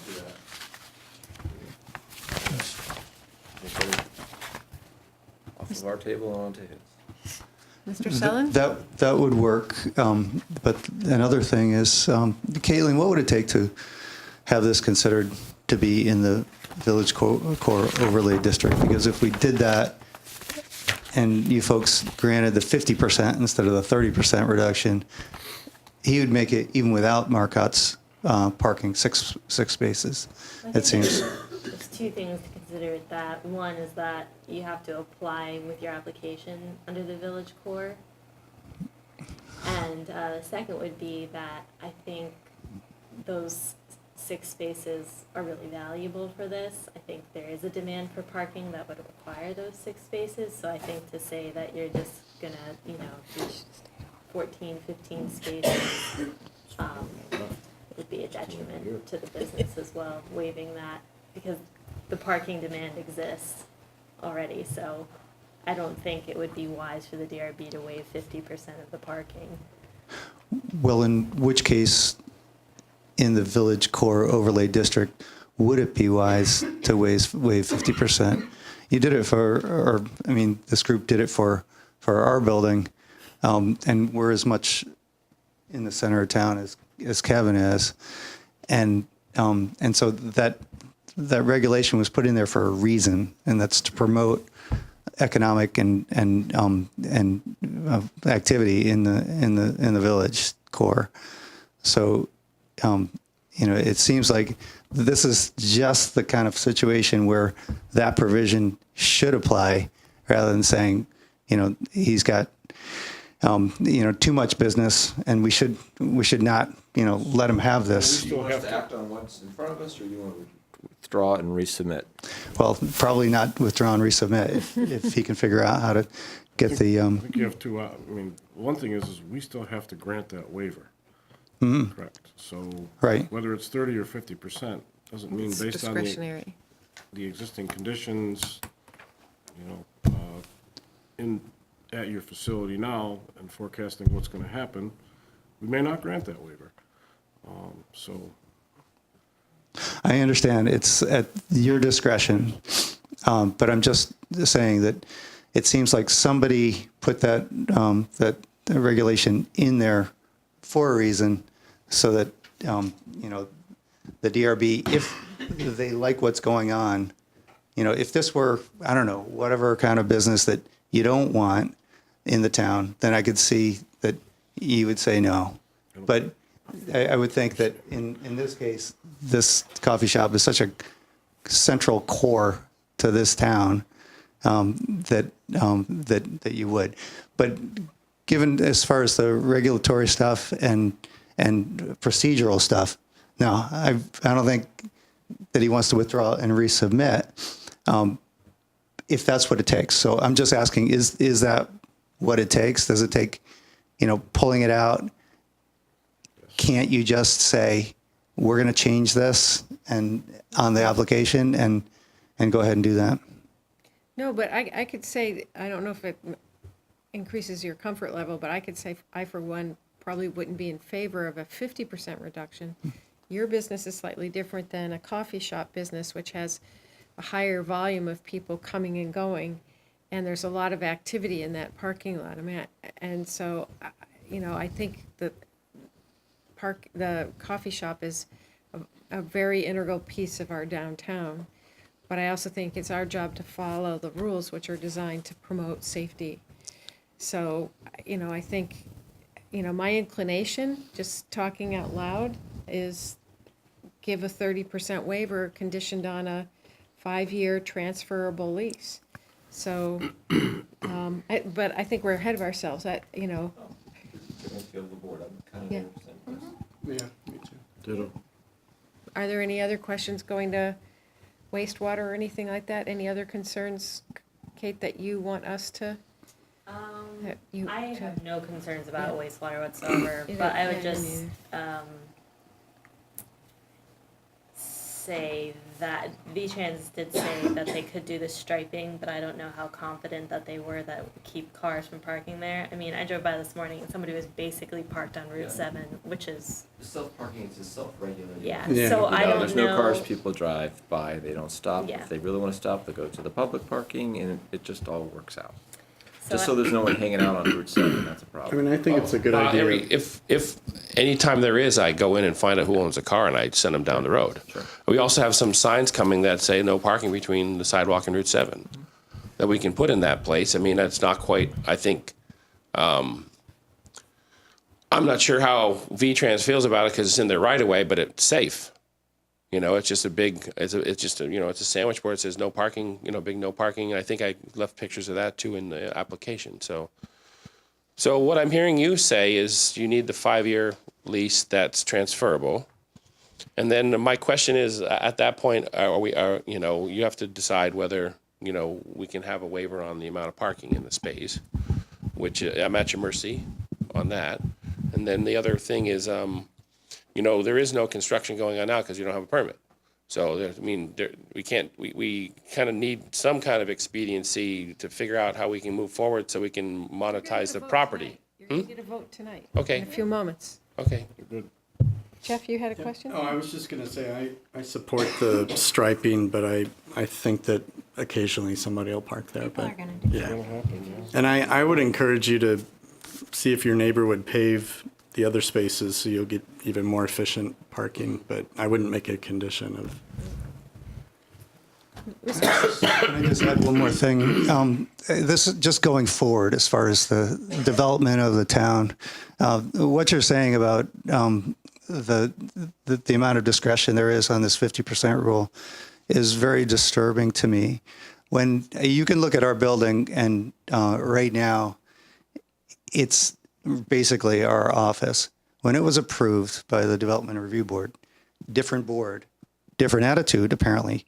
That was approved for 4 businesses, 4, not just one. So when you look at our lot, You're off topic.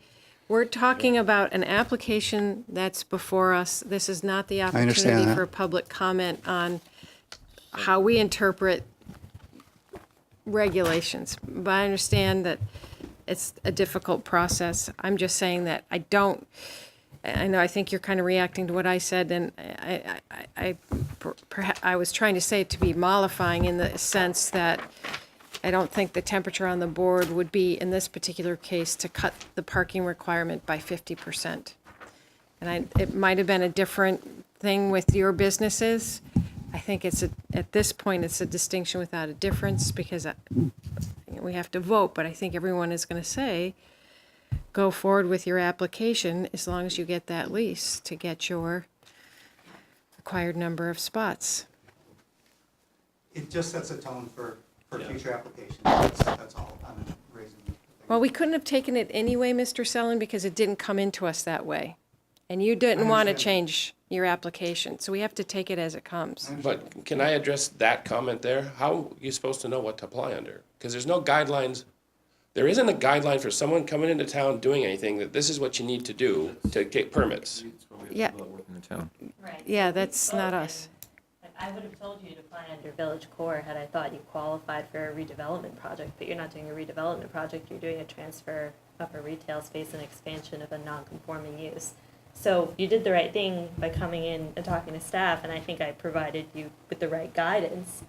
And Mary, like Mary said, it's a complicated, long set Yeah, of it is. bylaws. But, Being on the other side trying to fill out forms, yes, it is. But Sure. that's- But thank you. Thank you for your time. I'd like to make a motion to finalize the record. Second that motion. Any discussion on the motion? All in favor? Aye. Aye. Any opposed? None? Do you have a second motion to make, sir? Yeah, I'd like to make a motion to close with conditional approval. As written, with the addition of item number 3, a signed 5-year transferable lease agreement be added. Can I make a friendly amendment? Yep. To item 7, I'd like you to send a letter to Jim Clancy asking that if he would consider putting a no left-hand turn sign on the east side of Route 7. And it's up to him whether or not he allows you to do that, but we'd like you to see to make the effort. I'll email him tonight. So that's easy. He's been very amendable to help me out. Jim's he's a good guy. Can I also make a friendly amendment? I am in favor of the recommendation that Jeff Hodgson was discussing, which is the striping. Would that be, can you elaborate on that? I mean, I wasn't proposing to make that a condition of Okay. approval. I It think- was just a recommendation. Well, it's shown on this plan. Yeah. I mean, your intention is, Mr. Clayton, to put those cross hash marks on with no parking? Between the sidewalk and Route 7, yes, absolutely. Okay. Just to try to make, I want to make it as safe as possible. Sure. I don't want people parking there. It's just, I'm up against that every day. So Are we what's the talking pic? about the no parking striping or the striping of the adjacent lot? The no parking Yeah, okay. striping. Right. So, The way it's depicted on CEA's plan here. No parking, crosshatch. I mean, part of that goes onto gravel, but yeah, Do the best you can. as much as you can. As much as you as can. depicted, can we add that to the conditions? Do we have that? Okay. Right. Okay. So, do you accept those two I friendly accept amendments? those terms, those Okay. friendly terms. All right. Do I have a second to the motion as amended? Lisa seconded. All in favor? Aye. Aye. Any opposed? None. Motion carries. Thank you, Mr. Clayton. Mr. Sullen? One question, Caitlin, do you email me the caveats of the meeting? Thank you.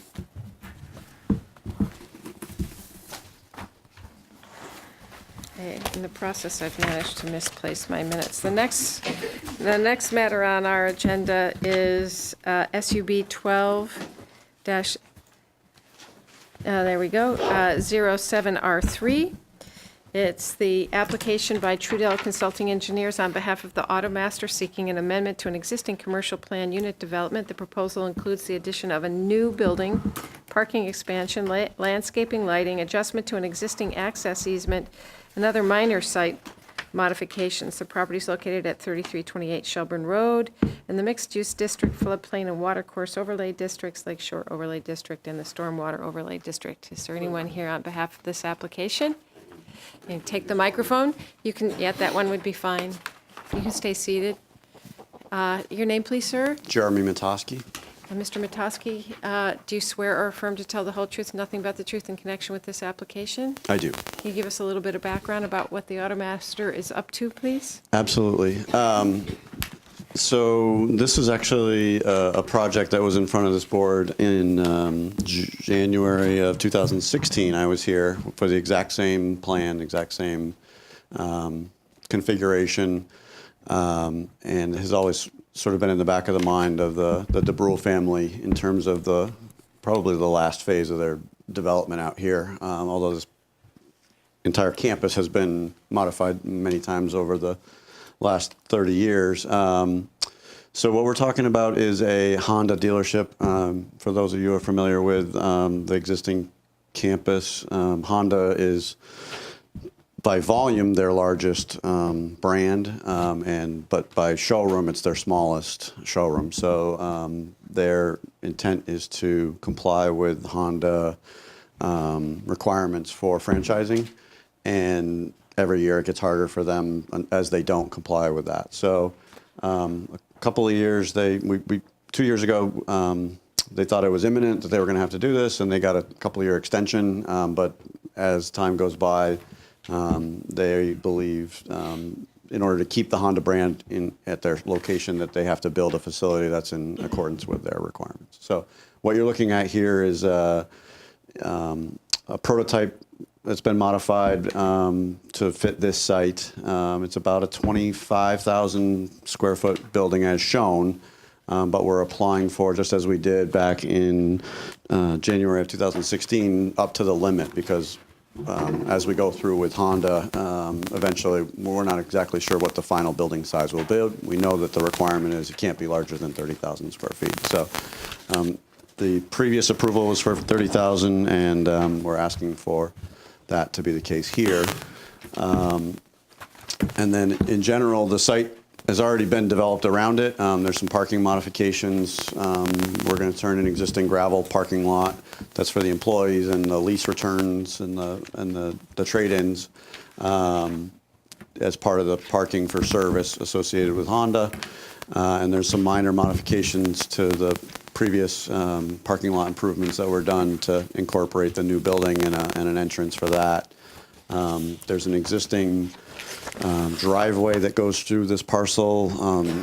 I don't know how many of this board recall, but back in 2012, I believe it was, we came in and merged the Ondovich parcel, the former Hideaway restaurant, into the larger DeBrule Holdings, and created a planned unit development for the entire project, including the land on the north side of Champlain Drive, which used to be Porsche and is now Mini.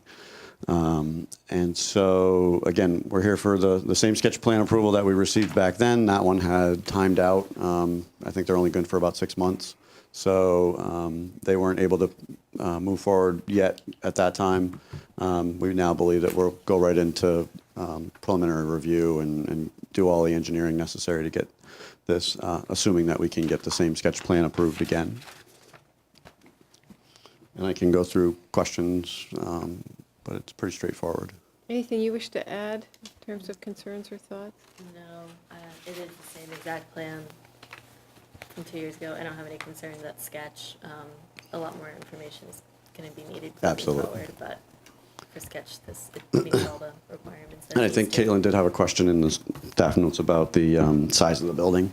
I apologize for that not being more clearly depicted. It was in one of the exhibits that we submitted. It was kind of buried in a chart. Yeah, I saw that. So, again, I don't want to be too vague, but I also don't want to commit to 24,900 if they come back and say it's 27. Caitlin also had a question about parking in front of the building, whether that was necessary. Well, so the configuration and the orientation here of the building, and maybe you could pull up the enlarged one, Caitlin. I think one more, that one. So, as you can see, and we have a rendering too, and that might be helpful, but basically we created this concept back in 2012 of a boulevard entrance. We really tried to clarify inventory versus customer experience coming in and parking, because that's always been a little challenging on this site. And I think it's working much better. And with this new design, what we came up with was this sort of not really a roundabout, but at least an entrance feature. So you drive down the boulevard, you get to an arrival, and the customers know that there's customer parking at the buildings, and the inventory is separate from that. So that was part of the idea.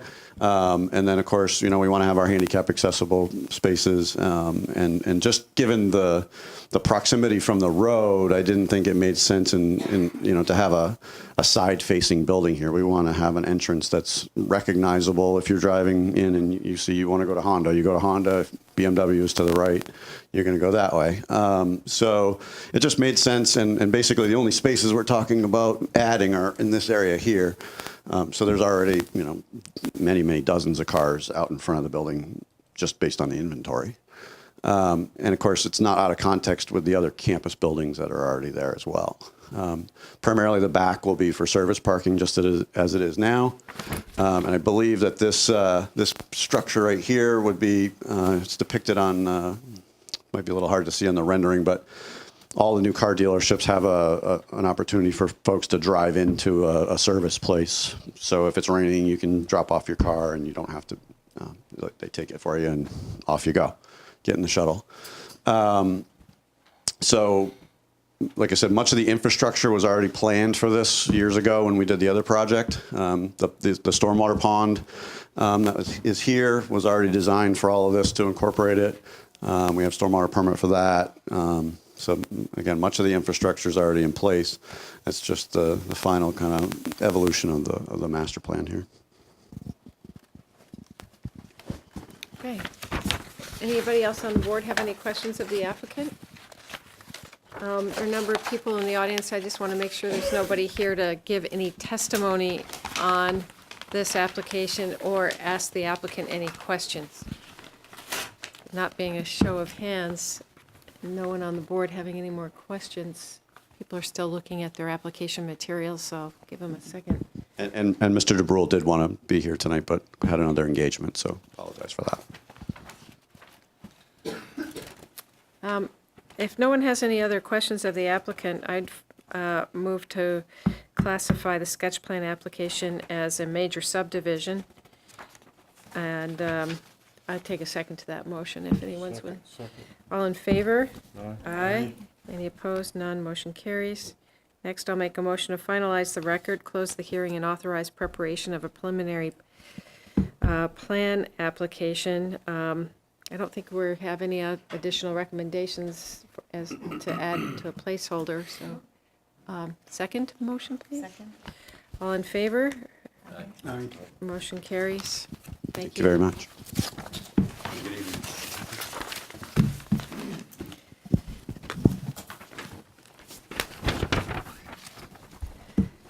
The next matter on our agenda is application SUB 12-05R1. I think this is your exit. It's an application of O'Leary Burke Civil Associates, PLC, on behalf of Mike and Lynn Roberts, owners of the Shelburne Village Self-Storage. It's an application for final plat review of an amendment to a commercial PUD. The application includes the addition of 6 self-storage buildings on the property. The property is located at 3933 Shelburne Road in the Mixed-Use District, Stormwater Impaired Watershed Overlay District, and Floodplain and Watercourse Overlay Districts. Is there anyone here in the audience this evening who intends to give testimony or ask any questions of the applicant? Can I have a show of hands? So there's about 3 people. Sir, why don't you identify yourself, give us a little bit of background, and then we'll take questions from the board and then the audience. Okay. Your name, sir? Carl Marchessault, O'Leary Burke. Mr. Marchessault, could you please raise your right hand? You swear or affirm to tell the whole truth and nothing but the truth in connection with your application? I do. Why don't you give us a little overview of what's going on? Representing Mike and Lynn Roberts, the project materialized in 2001. We built some more units in 2013. We're in to formulate a geometric grid and finish the project out as a result of the change in regulations on the southern boundary against the residential property to 50 feet. We're proposing 4 southern buildings 20 feet wide, and we're proposing 2 other buildings to the north. I'm sorry? And upgrading the stormwater features. Essentially, the 2 stormwater features exist as shown on the plan, and we're just extending on the sort of rear side to the north. For the benefit of the audience, so could you I will- show us Yep. the stormwater features? Absolutely. It's kind of difficult to see on this plan, but this is all existing to here, and we're extending this about 130 feet, and then this is all existing to here, and then the dark shade is the extension here. We were asked at the last step, we came in for sketch, and then sketch and preliminary, we were asked to redo some topo, just to verify the southern boundary, so we did that. And now we're showing just to reinforce, to make sure all the stormwater goes here. Obviously, all the contours show sort of the flow of water heading in this direction, but to ensure that We're going to do a little bit of grading here, and we have a little bit of room. And so we're going to utilize that area to ensure that the stormwater goes to the swale that is mostly existing and that we're going to enlarge as part of the little bit of impervious that we're going to add for those buildings.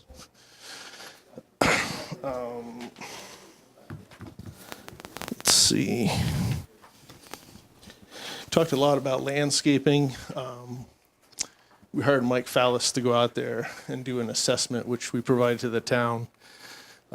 So we got that late, but hopefully you've had the chance to see that. It's a 4-page report.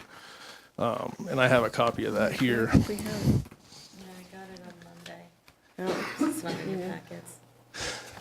So the 4-page report, I have a copy here. oh, I'm thinking of the escrow agreement.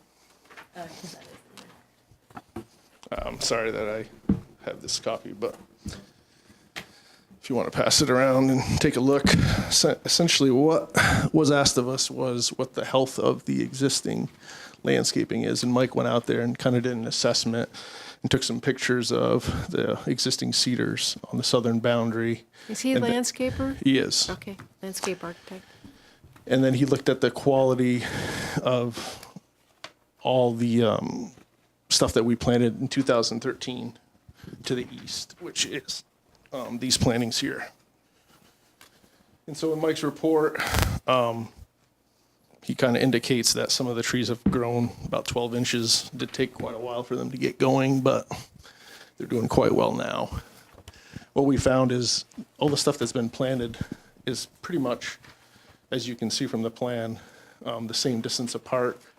It's just the maturity level from the ones in 2013 to the east, sort of the area in question. And we're augmenting that by planting 79 more cedars for screening purposes. And so I think you're going to get a real benefit of the maturity of the existing trees in the front, kind of sprouting up, much like the picture shown in Mike's report. And you're going to get the sort of instant gratification of putting in the cedars that Mike says we should put in, in the spring. So. Is the reason the pads on the south side of the property are more narrow than the other, is that to meet the setback? Yes, we had a plan initially, I think, or we conceptualized a plan to sort of have the access around to the south side, but we felt like that was going to too much impact the neighbors, and so now the neighborhood will actually be looking at the backs of buildings and sort of offering more privacy, and also there's no lights on the south side, and so the 20 feet is simply because the access is only on one side. There's no units on the back side. So that's primarily why the units are 20 feet instead of 30 feet wide. I'm not very familiar with the property, and I don't see any other structures on your map. Where are the neighbors on this property? Is there? Those are the lot lines. Yeah, I just don't see any footprints for any homes, so I just don't Bring know. up the landscaping plan. You can see the Might show buildings.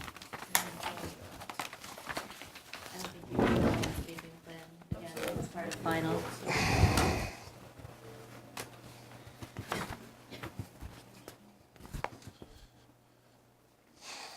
Yeah, we got the landscape.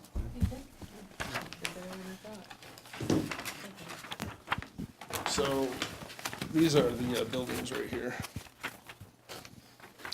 And this line, well, I don't know if I can show both. The property line is here. And so the Yep. buildings in proximity are, roughly like right in this vicinity. And this is sort of the 50-foot buffer here on your plan, on the site plan. Aha, thank you. You're welcome.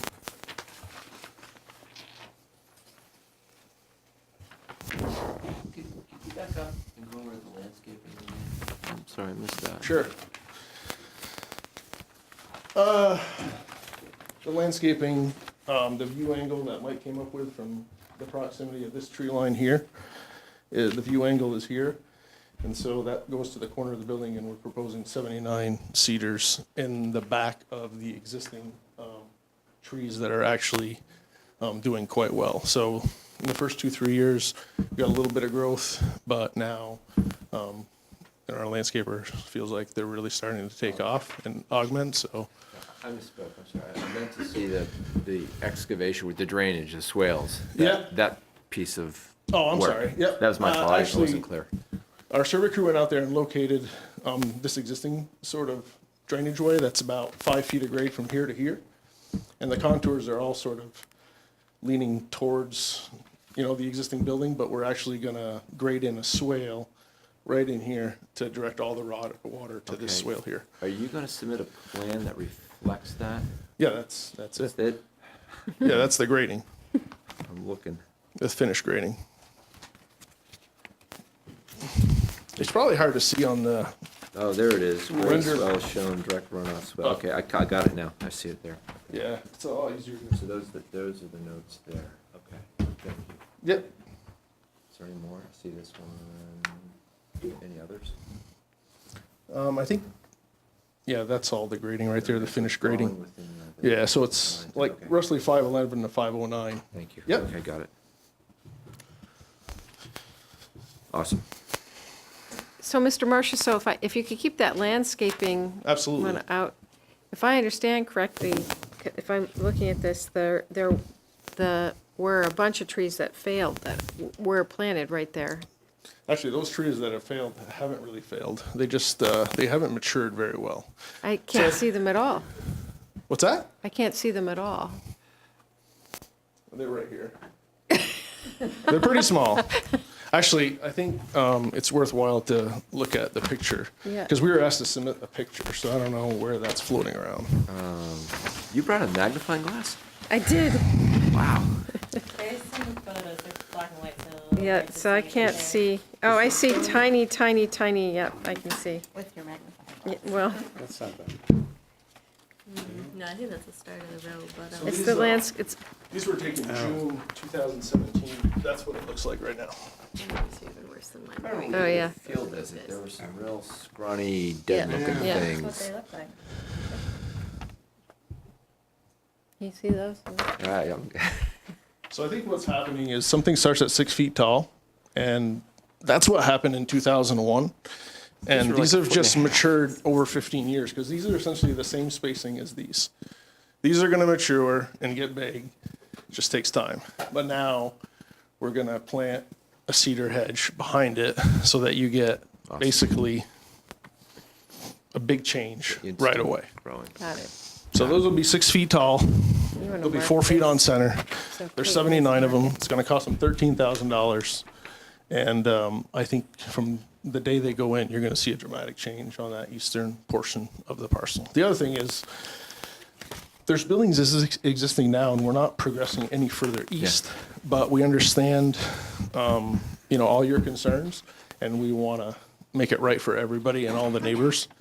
And so I think what we're trying to do is twofold. One, those trees are starting to take off and are going to get big, and they'll look like the rest of the landscaping. And we're, in addition, going to plant 79 cedars behind them, which will provide some screening. Yeah.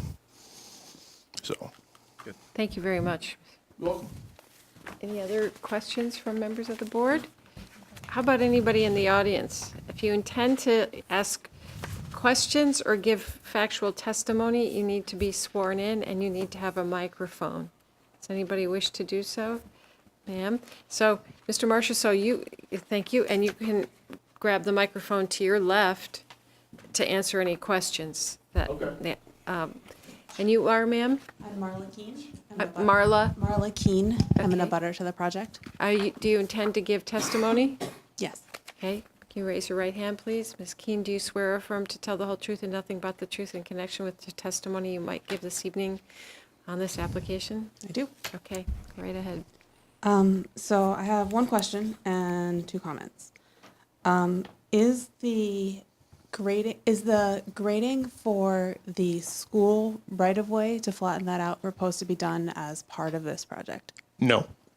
Okay, so the grading beyond the stormwater improvements and the drivable area will not be touched?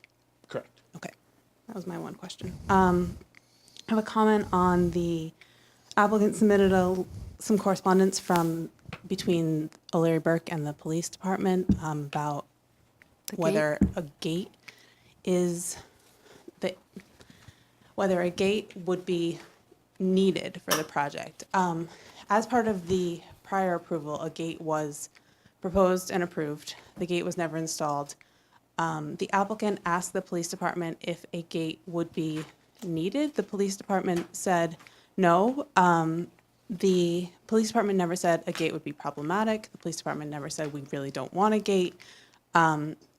If a gate reduces the amount of unwanted traffic back there, I think it would be a good idea to ask the police department if they would be opposed to a gate.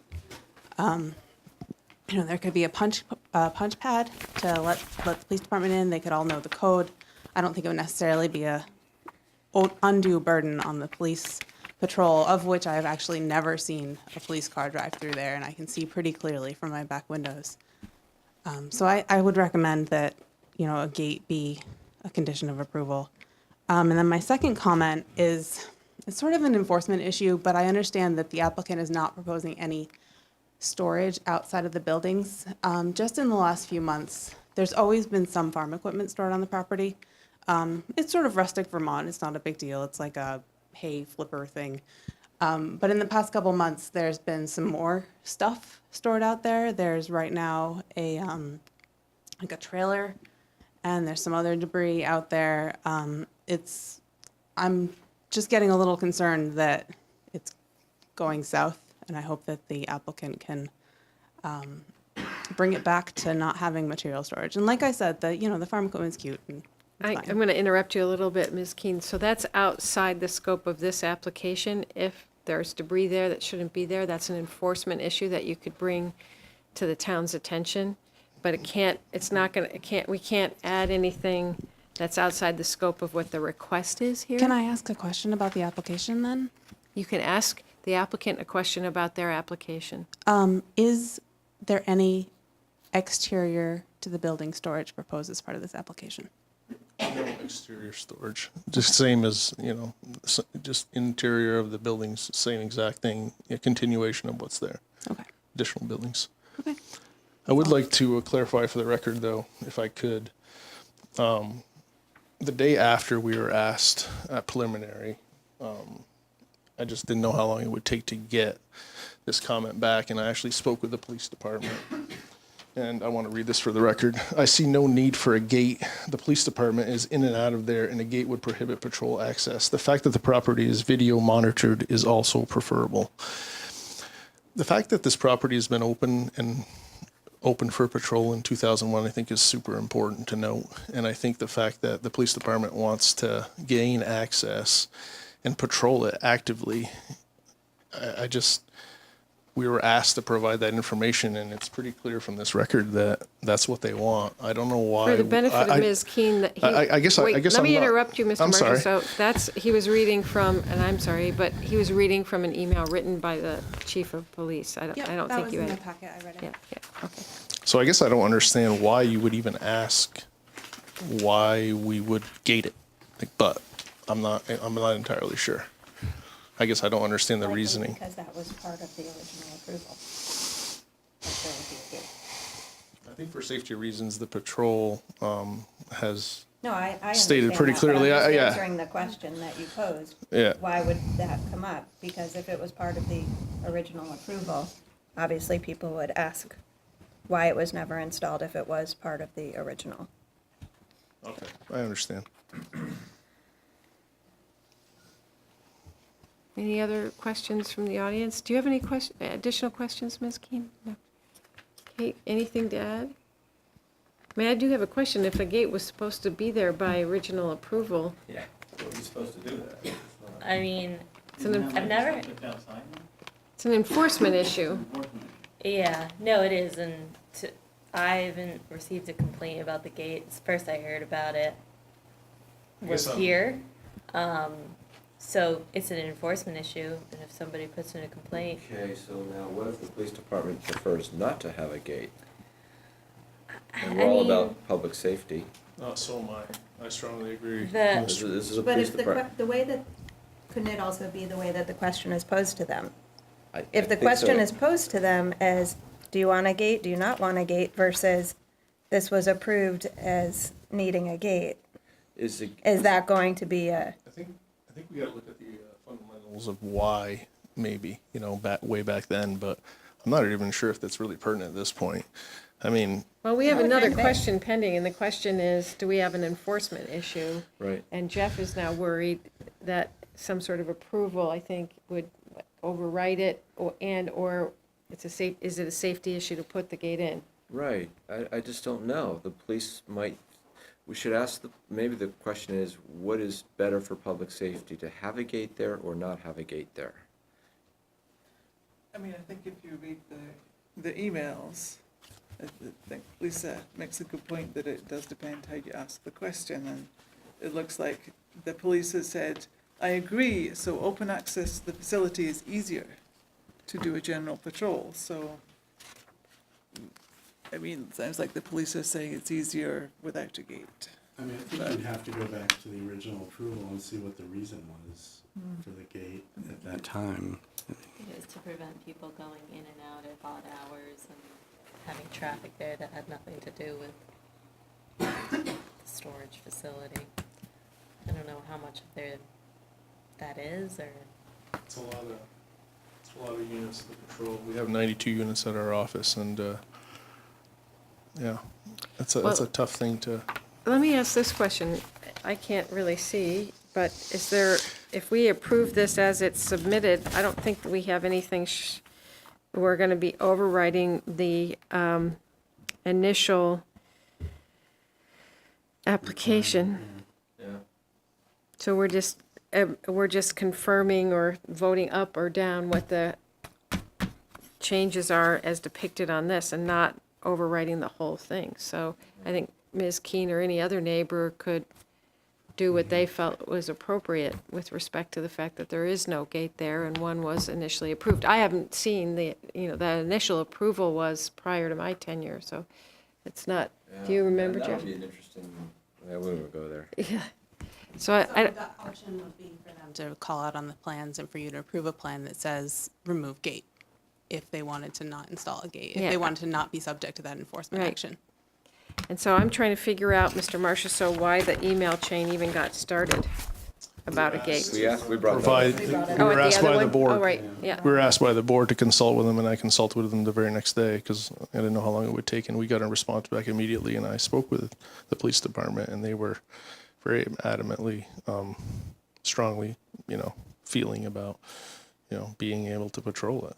I mean, Mr. Roberts has asked them.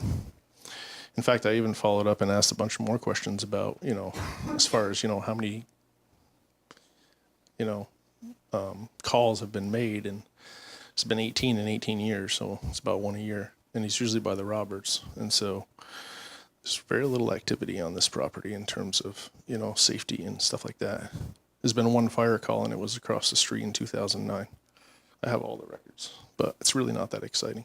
Because the fact of the matter is this property has no issues really whatsoever. And that's good. All right, so we don't have, we don't have to deal with the gate. No. All right. So I agree with you. I think that's correct. No? Well, just to clarify. I know. They don't have to deal with the gate because it's not Right. part of the Yeah. application, but I know, but you we're would gonna- have to Right. deal with the gate. Right, that's a separate thing, though. We're not getting in trouble for approving something that's not conforming. No, the only thing we're doing is modifying the original permit to add the new landscape, the new swale, and the new pads. Right. I mean, if you want us to put, no gate on the final plan, and we can submit a plan to you, we can At do once, that. no, this Whatever. is final. That's fine. Okay. Does anyone wish to make a motion?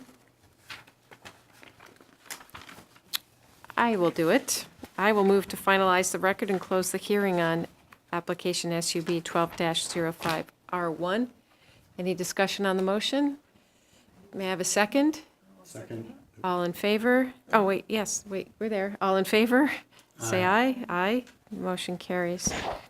I'll next move to direct staff to approve the application and to direct staff to prepare a decision indicating approval of the application SUB 12-05R1 with the conditions as listed.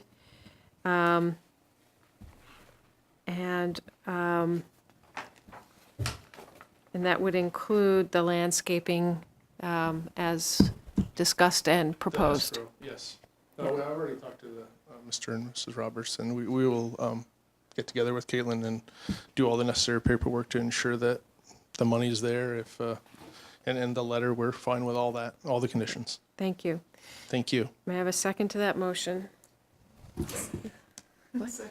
All in favor? Aye. Any opposed? Motion carries. Thank you, Mr. Marshall. Thank you very much.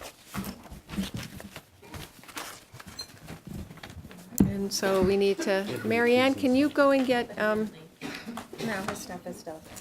Jeff's coming back in, Mark's coming back in.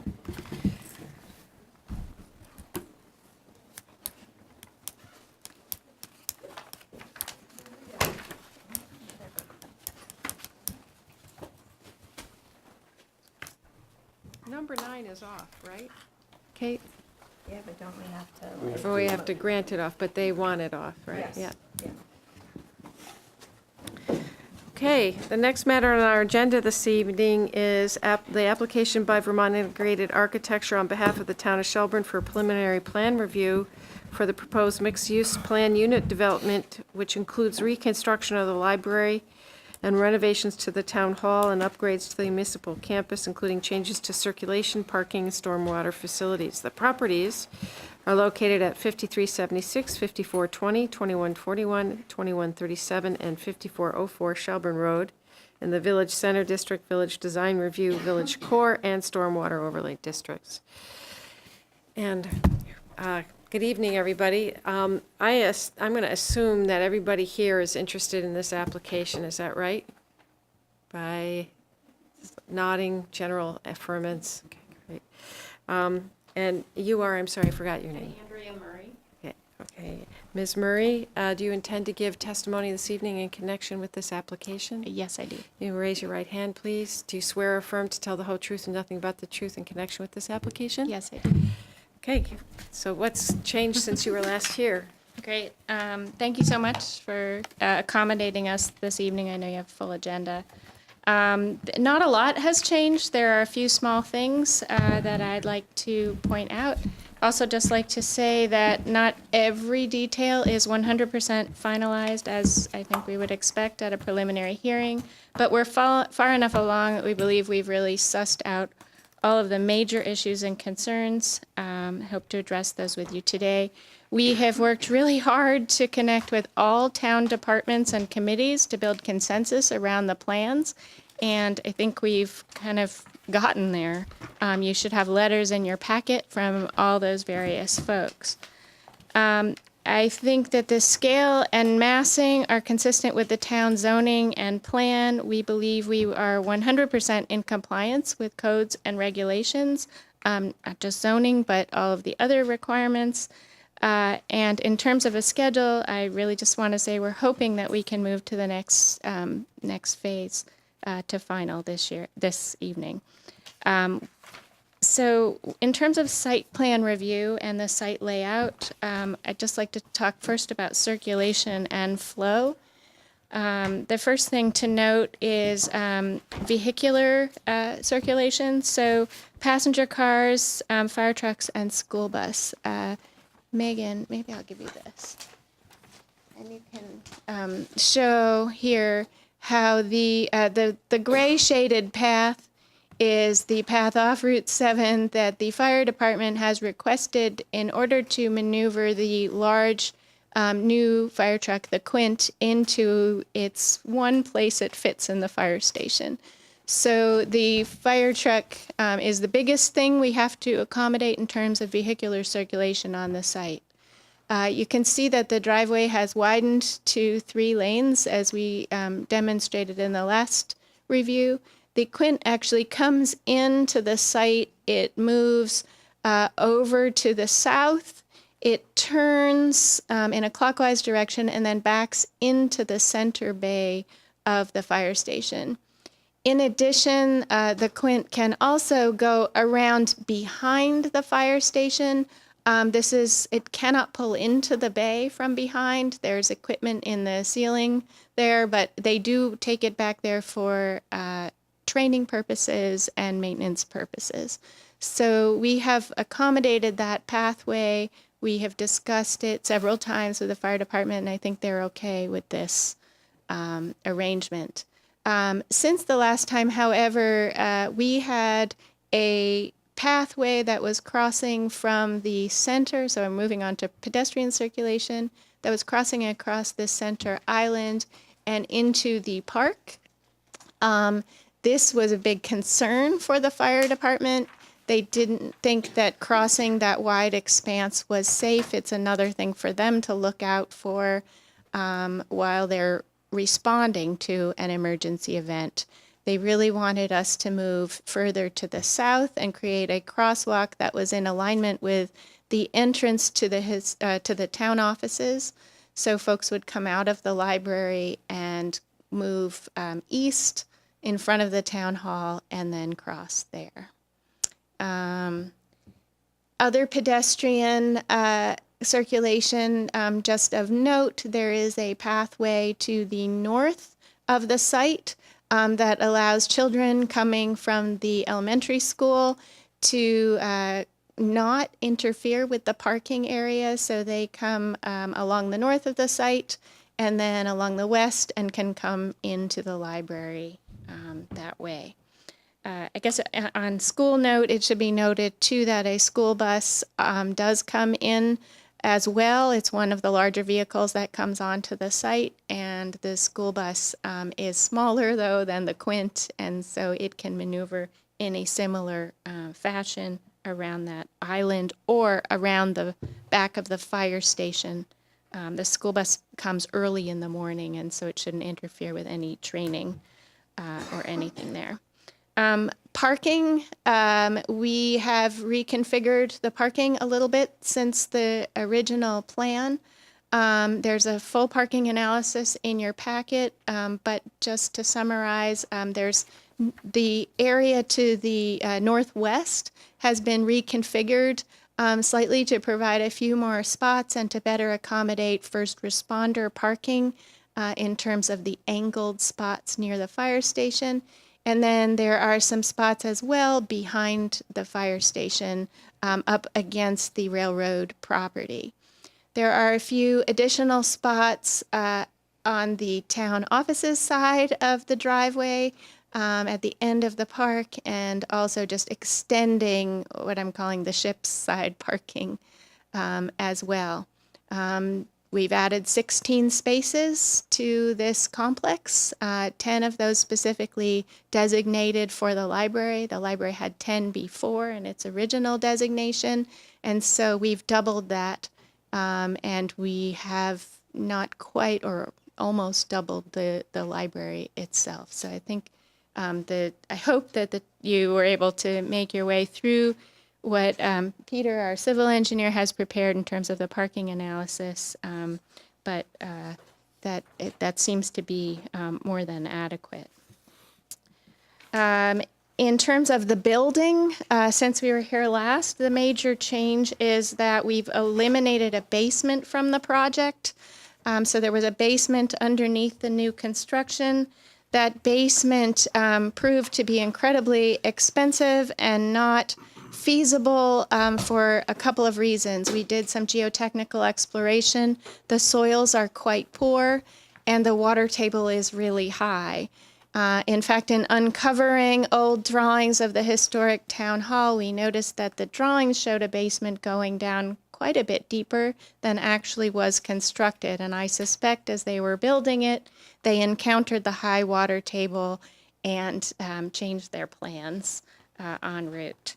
So the building will be a slab on grade with well-drained soils and perimeter drainage around the exterior of the entire facility to deal with that and water and the hydrostatic pressure in particular. In terms of landscaping, I'll go to the landscape plan. It's in there somewhere. There you go. On this plan, you can see just in green proposed new plantings.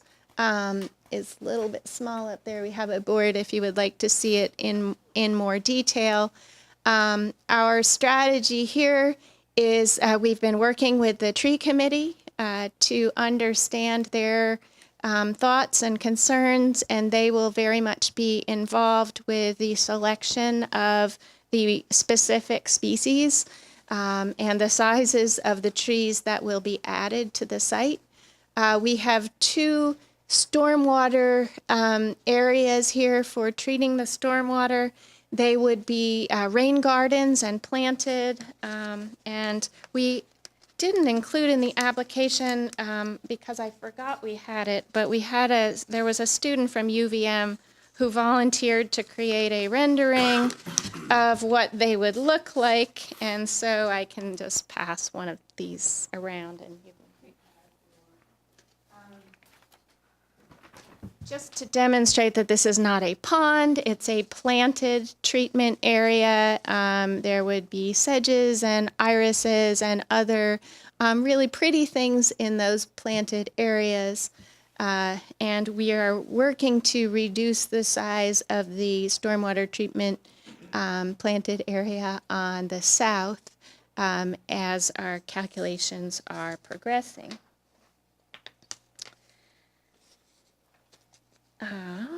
We have a bike rack on the site here, and the potential, if the library so chooses, to put a covered bike rack under the entrance canopy on the west side of the building. There was a note in the report about the terrace being within the setback. This, you can see on the landscape plan that it is not within the setback, or you should be able to see. It's been pulled back from the face of the building a bit, so that shouldn't be a concern. Let's see.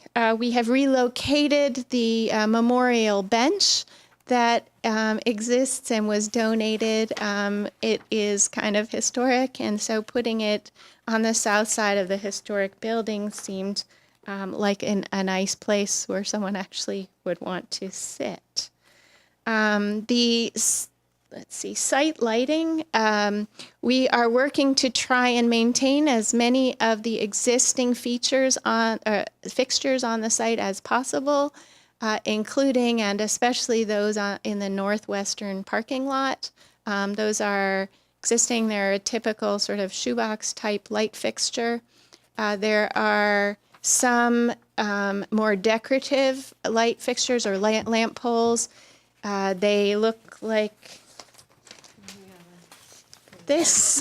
This is what you have out there. There are 2, I believe, that will be uprooted as part of this construction and then relocated.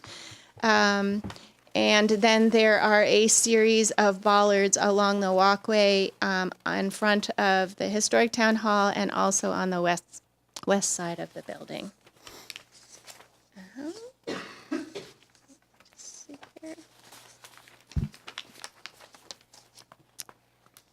Just to address stormwater, this is, let Peter and Jeff speak to this a little bit, but this is, just to note, this is primarily an accounting exercise.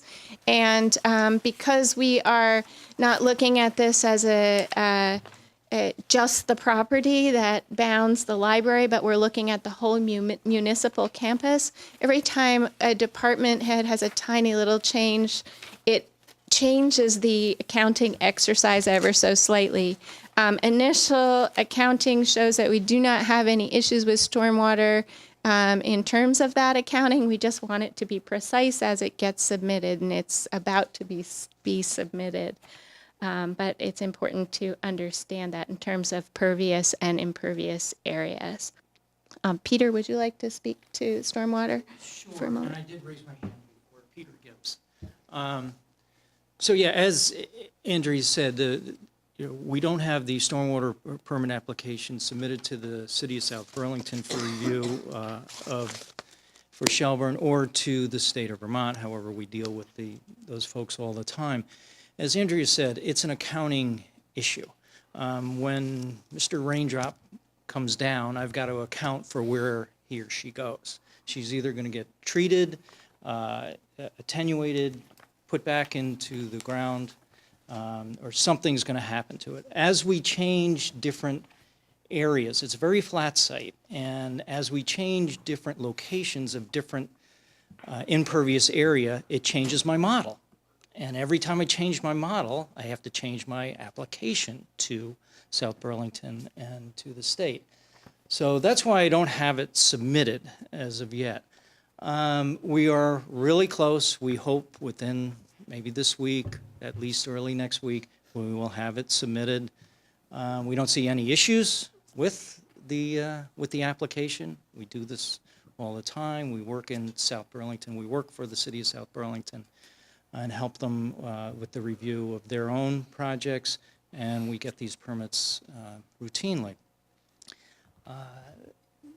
As Andrea said, I think we're really close, and I don't think we're going to have any issues with the stormwater permitting of the project.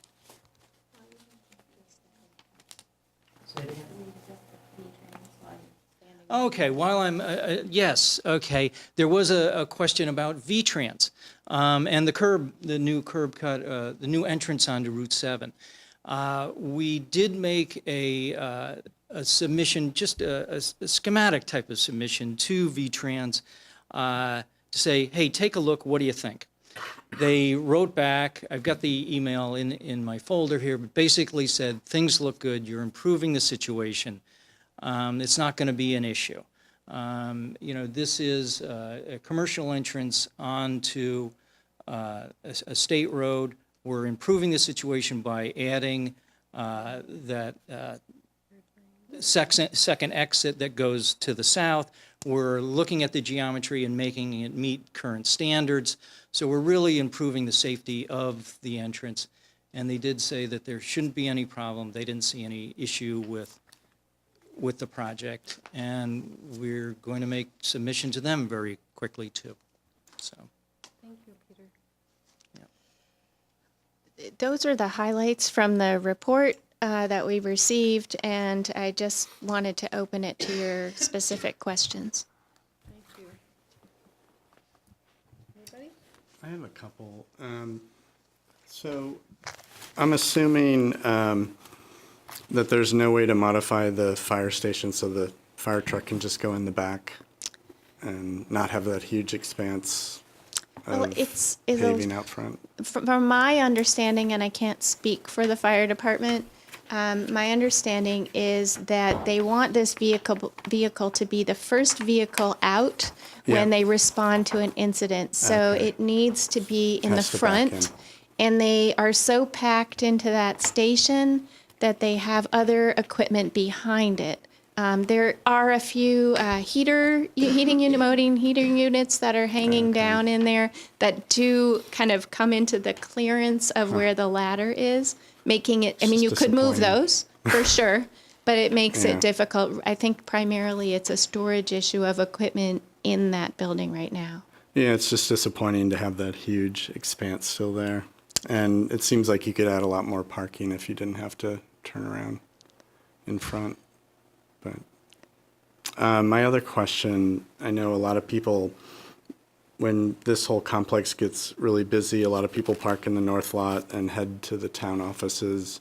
And there doesn't seem to be a really good way to get there. You know, it's kind of circuitous. And did you ever explore, is there a way to have a sidewalk in front of the fire station on that side, or they just don't want anything anywhere? You mean in front of the doors? Yeah, no, we didn't actually look at a sidewalk right there. I didn't even ask that question. We can certainly ask them that question. It's just kind of a big desire line, and people will cut across anyway. So I know they will. It's tough. You know, there isn't a pathway in the center park right now that goes directly through, which was one of the reasons that their argument of crossing onto an island and then into the Rotary Park, they're like, well, then you have to, you know, kind of redesign that park to create a pathway that brings you all the way over to the town offices. And, you know, coming in a straight shot, and I know people don't always walk in those lines of the paths that we create. Well, there is a walk through the park right now, right? Well, I guess there is. My Yeah. apologies. There is. So Well, that it'd was, just be nice to have a way to cut across there that was Yeah. designated so people just don't scatter across there. it's, we can go back to the fire department and ask them that question. Once again, I think their letter was pretty clear as to where they would prefer to see the cross.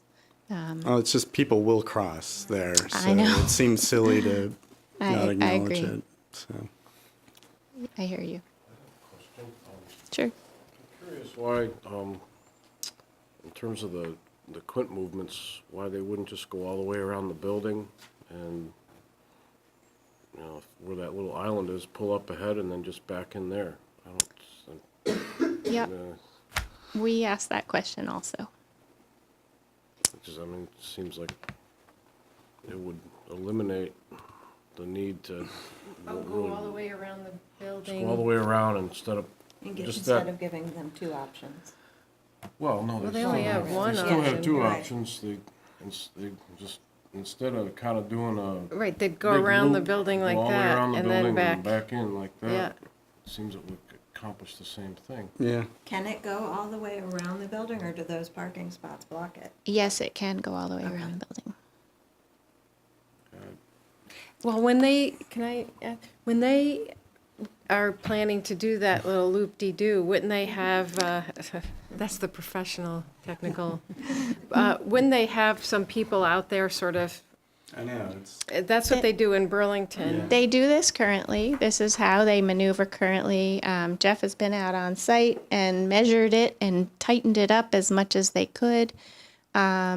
This is how they do it and how they would like to continue to do it. So this is how they currently do it. Yes, it is. Have they done it with the trucks all along prior to the quint? I don't know the answer to that. And do they have people out there sort of? I think they do, but I think that there's John can do it without anybody out there. It seems. Is that right?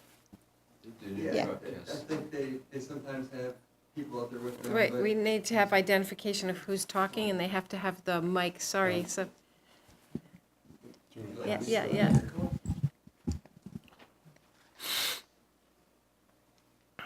My name is Jeff Swaber. I work for Engineering Ventures. I spent a morning.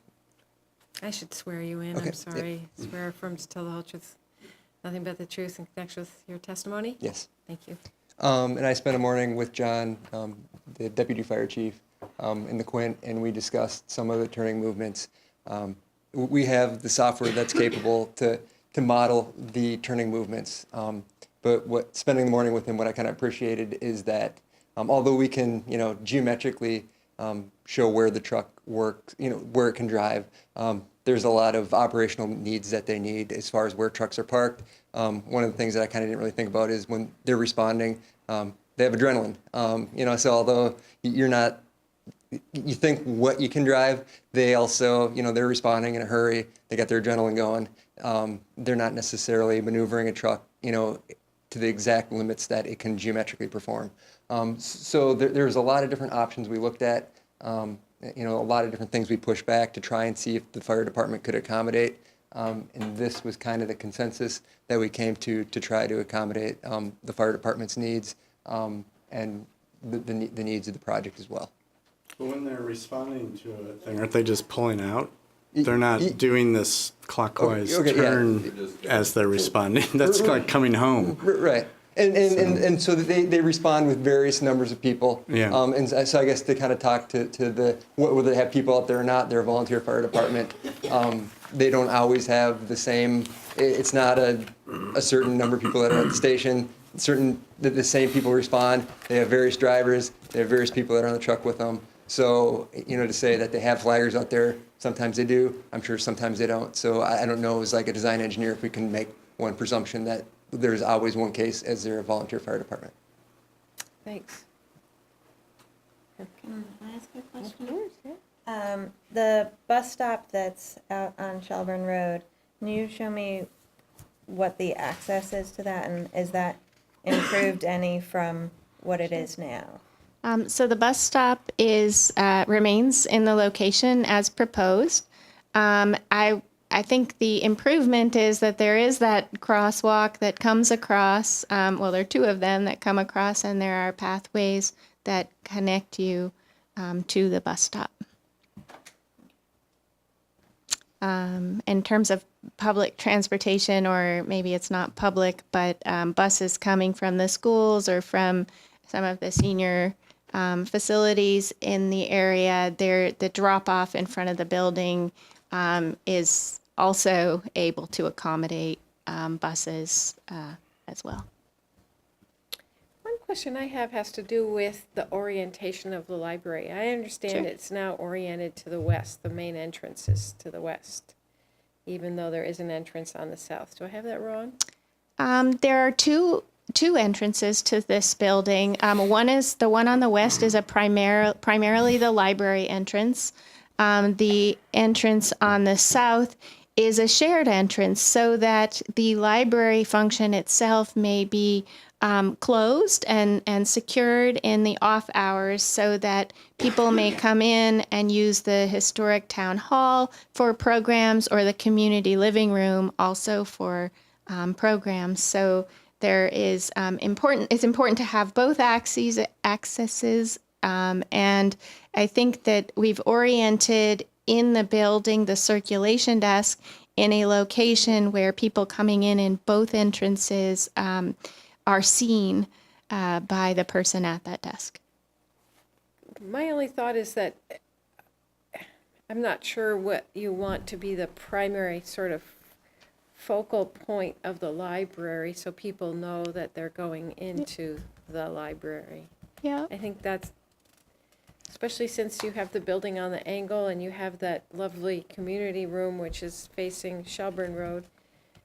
I'm just wondering if you, and I looked at the plans, I was just wondering about the possibility of making a more of a statement with the front entrance, perhaps a larger door. Looks like you have one small door there. And a lot of us are going to have to get re-educated as to reorienting ourselves to the library, which now faces west and not south. I think it's, so another reason for the entrance on the west side is because that's where there is the majority of the parking designated. Exactly. That's why I'm suggesting a larger, sort of more of a statement entrance there. Yeah, I think we've been working on massaging that a little bit. It's going to be well lit. I think that both entrances are going to have an architectural language that says entrance. So you will see glass storefront there. You will see a canopy with warm wood on the underside of it, and they'll be very well lit. I'm hoping that there'll also be the places where you can, peek in and see activity going on. So I think the language of the entrance should be pretty clear. I think if you're a visitor coming to the site for the very first time, the entrance on the south side, we call it the scoop, is meant to scoop up your attention and grab you and pull you in. And that's part of the reason for the angle as it angles towards Shelburne Road, so you really do see it. I think once you've visited the library once, you'll know your way around. Yeah. Will there be signage on the building facade also? Yeah, we've talked about signage a bit. There will definitely be signage at the building entrances. One thought was that there might be a sign in this little island, more of a directory for the facility. It's library this way, police department that way. That's not in our budget currently, but it is something that we've been talking about would be a good place for that kind of signage. Is speaking of budget, is all of the landscaping you're showing in the budget? Yes, it or? is. Okay.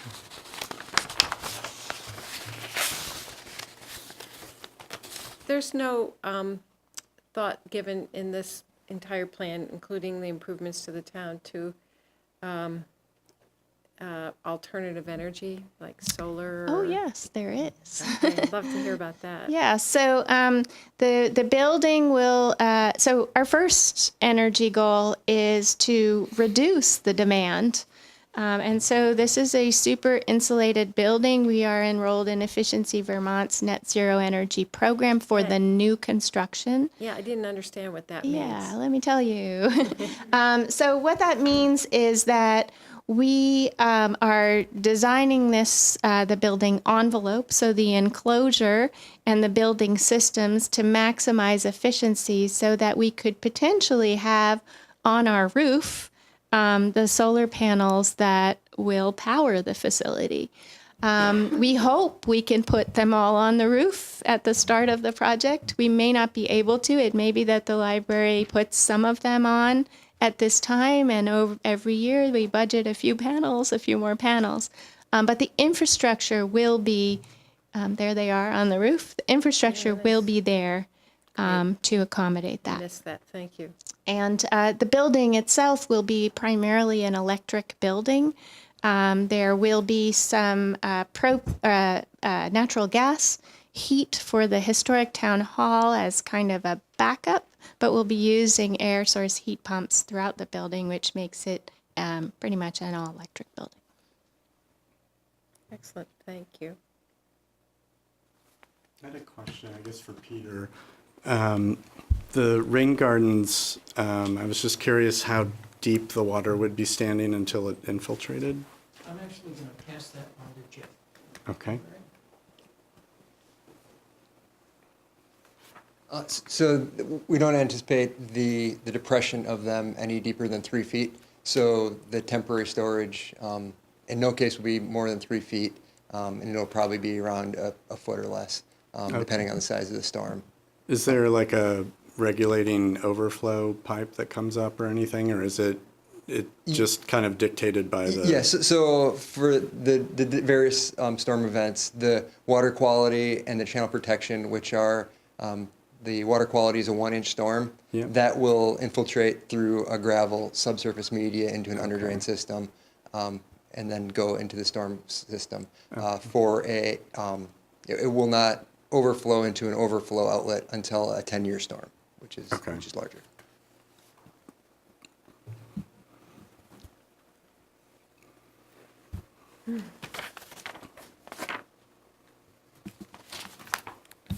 Are the crosswalks you show just planned to be painted, or is that what you're thinking, or would it be concrete walks, or? The crosswalks would be just painted stripes. There is an island right at the outlet here that we are thinking would be more of a pressed pavement. That's more to help direct traffic and to create a safety spot for that one crossing place there. But the fire department needs that to be drive-overable, if that's a word. We considered adding some lights on the north side of the entrance off Shelburne Road. It's pretty dark. The There's north. a street light proposed. There's one. Oh, I see. Is that what those, on Yeah. the south side, those? There are two existing there, and then there's one there. On the north side. It's pretty dark right at the corner coming in. Yeah. Right there. I think from a safety perspective, Yeah. it'd be worth considering when Yeah. you model your, when you do your photometric Yeah. model, to maybe add some lighting there. Have you looked at the photometric levels yet, or? We just not got the photometrics. Actually, they're in your package, but don't try to look at them because the numbers are really, really small, especially when reduced there. We'll show the contours there. There is some light. So we put those bollards along the south side of the town hall, and there is light under the canopy of the entrance to the historic town hall. And so that does, radiate some light outward toward the street, but I think you're right, that corner there is a bit dark. And we can look at that and certainly bring that, demonstrate that there's adequate light there. Don't even. Oh, yeah, no. And can you put sidewalks that run, a sidewalk that runs parallel to the entrance and exit? I don't understand. Stand the question? Like in here? Yes. Yeah. The reason I ask is I could just sort of see people crossing and then walking diagonally across Yeah. to get to where they want to go. Yeah, coming from the north, coming across, Right. and then going diagonally toward the Right. town Yeah, offices yeah. there. So just a thought, or maybe even put a walkway. We did. Well, the other night too, I saw someone get off the bus and then just sort of walk down the road, like into the complex. The Where's the bus shelter going again? I'm sorry. the bus shelter remains where it is. The Paths Committee meeting occurred. AJ met with the Paths Committee, and Jeff is on that committee. And I don't know if they actually brought that diagonal to their attention. My experience has been often that we try to anticipate how people are going to move across green space, and we're sometimes right and sometimes not. And it might be best to see where people start to wear the paths and then pave the path. But Sure. that is an approach. We don't have that right now. We could look at it, changing the pattern if you want. Okay. Anything else? Any of the board? Is anyone I'd in? like to compliment you. This is one of the most comprehensive applications I've ever seen. I've been doing this for 10 years, and this stuff you put together in the back. Thank you. We don't see that very often. We had a lot of guidance from Caitlin. So. Does anyone in the audience have anything to add? Yes, Mr. Selling? Yeah, come on up. It would be by way of testimony or questions of the applicant. Questions, yeah, Okay. and opinion. I assume it's opinion relative to this. What time it is? This is an important project. Okay. Yeah. So it's evidentiary in nature, but sure, why not? Yeah. And you're still under oath. Yes, I'm still under oath. Can you tell me if I'm like, on the wrong track or whatever? Right. But anyway, I'm glad that the town is doing the library, and I appreciate the work that everybody has done to put in to get it this far. As an architect, I understand the design process, and it's the design process is a wonderful thing, and it's complex, and so I appreciate the work to get around the complexity of this site. It's a very difficult site. I can see, everybody can see, and the fire station, makes it even more complex. My overall feeling of the design is that it's really trying to respond to all the constraints, and that I feel like it can be better than it is because it's being hamstrung by its constraints. Not for anything that you haven't done, but the site is a big issue. I've heard some of the same things that I've felt, iterated on by you folks, namely, my main concern looking at this and seeing that the driveway has grown so big is the danger that it is not being really addressed here by anybody. I'm hearing danger for cars getting in and out, but I don't think anybody's addressing the danger to pedestrians. You can read any kind of studies, and to send people across 3 lanes of traffic anywhere, let alone sending kids across there to get to some place where they're meant to go, is they're either not going to go, they're not going to walk correctly.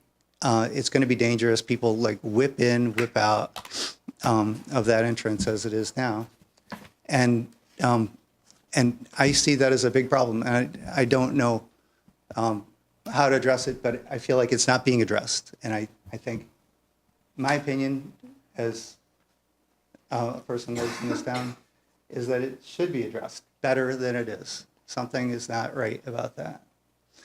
I mean, where do you see the flow of children? You lost me a little bit. You're concerned about children crossing three lanes of traffic? I had across the vast sea of asphalt from the north Kids to going the. to From the northwest. I mean, if you look at the other plan, I was really excited about that plan, the colored plan over there, and it just seems like it's gone haywire.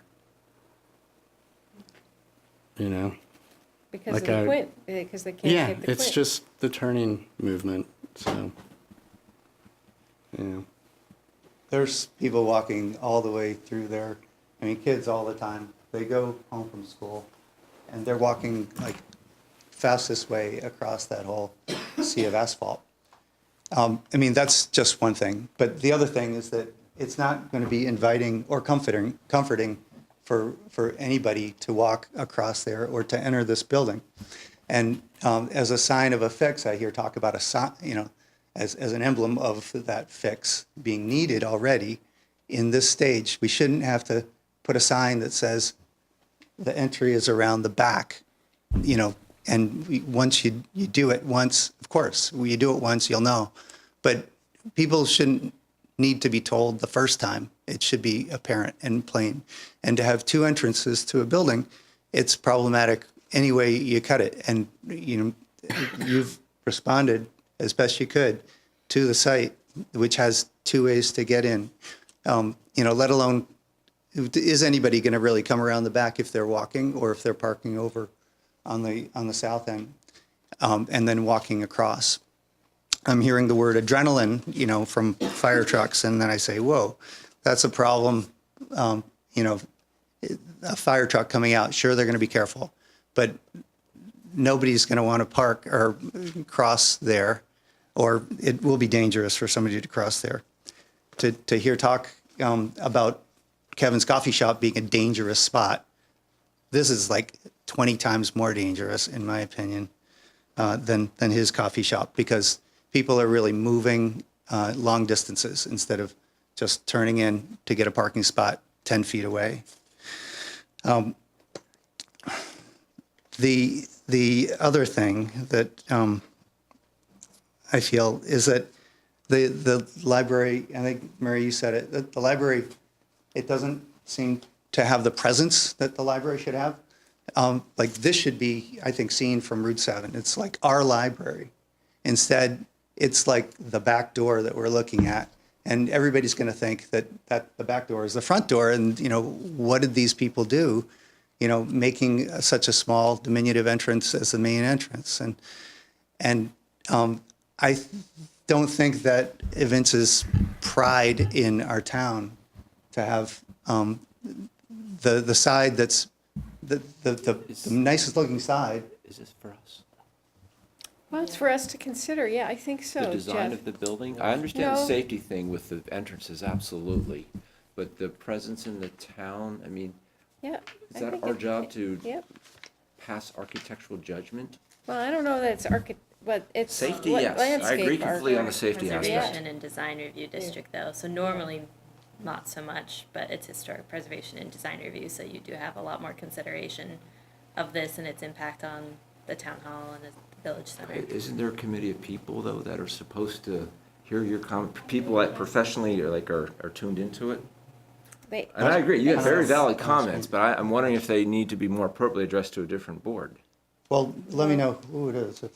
Well, so the Historic Preservation and Design Review Board is going to be your recommending committee, but ultimately it's your decision and they're just making We follow recommendations. the recommendation. Right, okay. And This is such a central I project. agree, yeah. it is. That's what I don't, Yeah. I'm looking for opinions from the experts that are Yeah. supposed to be on those committees. And I don't mean to discount your opinions, but I want them to go to the right place where they would count appropriately. Are you? Do you want me to finish first?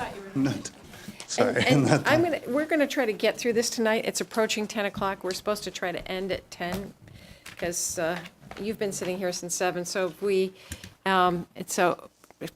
see if we can't try to wrap it up tonight without going way Sure, too I just much have over.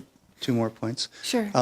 The other point that I want to make, and this is a site planning point, so I think it's pertinent, is that the terrace is facing Shelburne Road on the north side of the building, and also kind of on the back side, but on the front side and directly, adjacent to the Marcotte Appliance showroom. I mean, my opinion is, why would anybody want to sit out there with the traffic from Shelburne Road in kind of the dark space in the back of the building? And I think what everybody's goal should be is to enliven the main spaces that we have. And there's only so many places you can enliven. You can't enliven 2 front entrances and a back terrace. So this is probably the wrong place to bring this up as a possible solution. But the problem seems to be the fire station, and I appreciate everything that the fire department does. But their big truck is going to need to maneuver, and it's going to need to maneuver where, when I walked across tonight, there were 10 F-350 trucks of the first responders taking up 2 spaces each. You can't ask them to take up one 9-foot wide parking space, and they're not going to. And so that parking is going to get probably cut in half once people start actually parking there. And so I look at the finely tuned diagram showing, the one path that the fire truck can come around to get into the backside of the fire station. And I think, well, the first thing that's going to happen is that somebody's going to have to wipe out like one whole row of parking. So there goes even more parking from the town. There goes more parking from, who needs to use this building. And so that's having to work with the fire trucks, and it's got to be done with the fire station there. Is there the possibility to move the fire station for $6 million? It seems like, where a lot of it goes to site manipulation to move this entryway.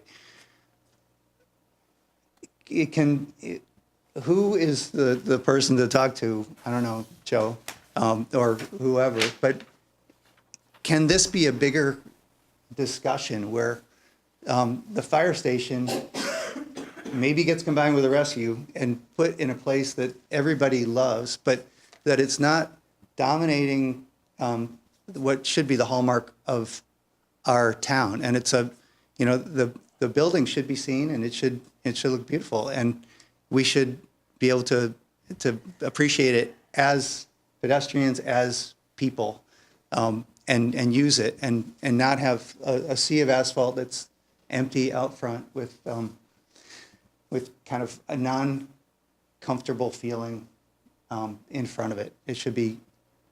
It's going to be the emblem of our town. It is going to be what we see as our town, because we've overused like calling Shelburne Farms the emblem of our town.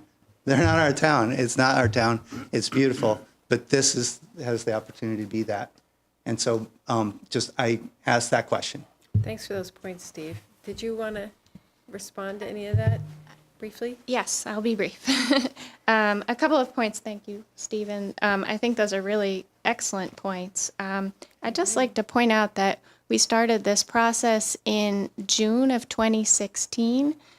We spent a year and a half in the community, and I think you could ask the library folks that we probably had 30 outreach events, and we were in every place around, and I didn't see you at any one of those, and I wish I had, because these are really, really good comments. But we still have open steering committee meetings that are open to the public, and design committee meetings, and that might be a forum to talk about some of the design issues, because it's not too late to do that. But it sounds like it is too late. I think we can make some refinements to the plan and to the entrances, and there's still some room for some design change. I think the site plan is a tricky one, because you're absolutely right. The fire department is a big, it's one of the constraints on the property for sure. One of the things we've been thinking a lot about is what happens when the fire department moves, because it's very clear from an architect's point of view, from a planner's point of view, that and from the fire department's point of view, that they need more space. They need to go somewhere else at some point. And it's a very real possibility that this community is going to have to think about that. So what happens to that building when they go, or what happens to the space? How do we transform the rest of the campus is something we've actually been thinking about. One of the other reasons for the entrance on the west side of the building, and it's funny, I've never thought about that as the back of the building. I actually see this as a building that has no back. It's a building with many fronts. But what happens when you have passenger rail service and you have people who are stopping to Shelburne and they're visiting Shelburne and they want to come in and get some information? Your library is your welcome center. And so being able to address the railroad tracks, I think, is really important. I think there are many ways you could reconfigure the space in front or to the south, as you're calling it, of the library, if the fire department moves to a new location someday, and different ways that the parking could also be reconfigured, including introducing more green space. We've modeled the terrace and the plantings and looked at the solar angles of how the sun comes over the connector and the building. And you know what? In June, when it's really, really hot and the sun is high in the sky, you're going to get a little bit of shade back there, and it's actually going to be pretty nice. On the part that's furthest to the north, you're actually going to get a little bit of, or quite a bit of sun there through a good portion of the day.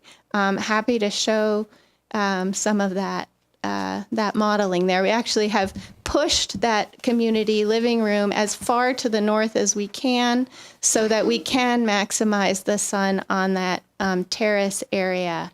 I think with some of the plantings, you'll see a little bit of a buffer from the noise on Shelburne Road, but I think that's also just a reality of this site, I'm afraid. And then one of the site plans shows the angled first responder parking. The fire department, right now, they have claimed the spaces that are where the angled parking is right now and the spaces across the aisle. They are willing to adjust their first responder parking to be just where the angled spaces are, and they have told us they think that with the angled striping, they won't take up as many spots when they park as they do now. Because they'll be able to pull in, like right now they pull in at an angle and they're, perpendicular spots.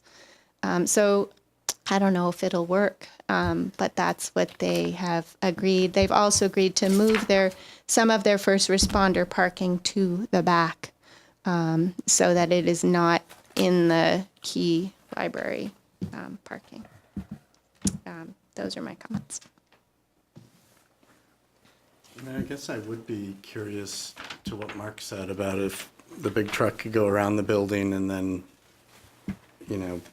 pull out front and back in instead of making that big clockwise so that you could narrow the bottom portion of their, you think that would go away?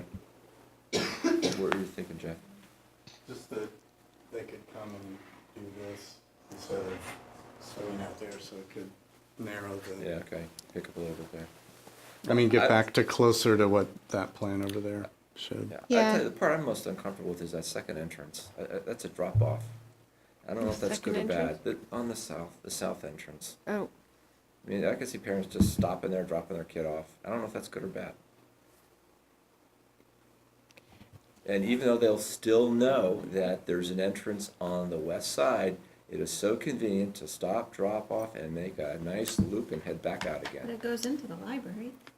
I know. The question is that a traffic flow that would be safe? Think about public safety. I'm also... And maybe it is. I don't know. Well, I'm curious, too, just are people that exit here, are they going this way? Or are they going that way? Yeah. Or are they going around the building? Yep, so they can go around the building, from what I understand, most of the time around the fire station if they want to, other than Thursday nights, I think it is, when they, or there's one time during the week when they close it off for training. It's a real tricky site to figure out what the right pattern is. The aisle is wider at the drop-off area so that a vehicle can pull over and another can go by it. The early plan that we have on the desk over there, it would allow for the fire truck to go all the way around the building and come out and then back straight in. But they did not like that, and it was probably the thing that they felt the most strongly about. So I'm not sure how to respond to that. Is the truck able to turn into the complex and stay to the right of that little island thing, or does it have to go around onto the left side like that? They don't like to do that because the passenger side is sort of the blind side. So if they're backing up with the turn to clockwise when they're backing up, they have better visibility of how they're backing into the station. Okay. What? They're required to get fire department comments, and the fire department is part of this complex, but the extent to which they rule the circulation, I don't know if it'd be better to have them here to say what's a need and what's preferable, because if it's just a preference, I think it's evident to everybody that this little island, there's not a lot of pedestrian safety in having that expansive pavement to accommodate a truck that I'm not even sure how many times a day it gets out of there. I guess that's incredibly variable. We can ask them for trips. It could be once a day or it could be once a week. Right. So I'm just concerned about the regular vehicle traffic. I wouldn't know where to go around that island in the center. Is there a possibility of extending the Kind of island Jeff. upward to guide traffic? It just seems like chaos on a Right, daily and then basis. You Well, could, it's if you chaos now. if you extended It the seems island, way worse than now. But Yeah. yes, I agree. If you, the island to me, I've kind of had a problem with that. I have a feeling it needs to be bigger. I'd rather see no island and get it necked down to where Necked you the know way where it was, to, and where to then go. make the quint go around counterclockwise, and then it can back in, or go around clockwise, and then it can back in. I would note that, so we cannot get a general building permit from the State Division of Fire Safety without the sign off from the fire department. Sure. Just so you are aware of that. Are there standards, though? Like if the fire department doesn't sign off because they didn't have enough parking, could they not sign off on it? A standard to which they can refuse to sign off on something? Generally, the state defers to the AHJ, and in this case, that would be the fire chief here. It's pretty broad. And I will say that when they pull out of the fire station, we pushed for a much larger island. We had a much larger island in our earlier, when we were here last. They need to be able to come out and not make any major turning movements to be able to get out. So they're looking for almost a straight shot there. Getting out. I just don't know that the island does anything right now. I mean, And in the winter, it's going to be a real pain. Just send them to Manhattan for some training. We spoke with the highway folks, and they were fine with the island as long as they had curved curbs. The island may not do anything. It really. it is a good spot for a sign, but that's A sign and a flagpole. A stopping point for someone who is darting across traffic. It's a tricky site for circulation, I think, in general. I think you're gonna end up with a lot of painted arrows telling people which side to go to, and You doing concrete curves or granite curves? Concrete curbs. What's the board feel about that south entrance and it's a drop-off? You feel that's an issue or not, as a safety concern? I don't feel Not it any is. more than the rest of it. Yeah, it's I'm more secondary troubled to all by- the other. I think Steve has made some good points. You have you have 4 major activities going on in that small space. You've got the library community area, you've got fire, you've got recreation, and then you've got town hall. On the one hand, it's nice to bring everybody together. On the other hand, putting fire trucks smack dab in the center of it. And honestly, it's an ugly building. Yeah, I know. Well, one thing that we've been wondering about is what happens if we actually leave the driveway where it is. At least then the fire station isn't the focal point. So when you come in, there's ends up being more green space between the driveway and the building. It's still a little bit tricky how to figure out what to do with that big expanse of asphalt. It was the fire department wanted to see the driveway stay where it was. Could there be a driveway to the north? I knew you were going to say that. That's like for the library and the town hall and, I think we're getting too close to the intersection and the traffic light, and I'm not sure how V-Trans would feel about that. I don't know. Do you know the answer to that question? Mike? Putting another curb cut and a driveway on the north of the site along the Marcotte property. Yeah, my gut tells me just from previous projects that they won't want to see another curb cut closer to the intersection, but we can ask the question. I'd like to talk a little bit about the island, some of the thoughts that went into the island. So when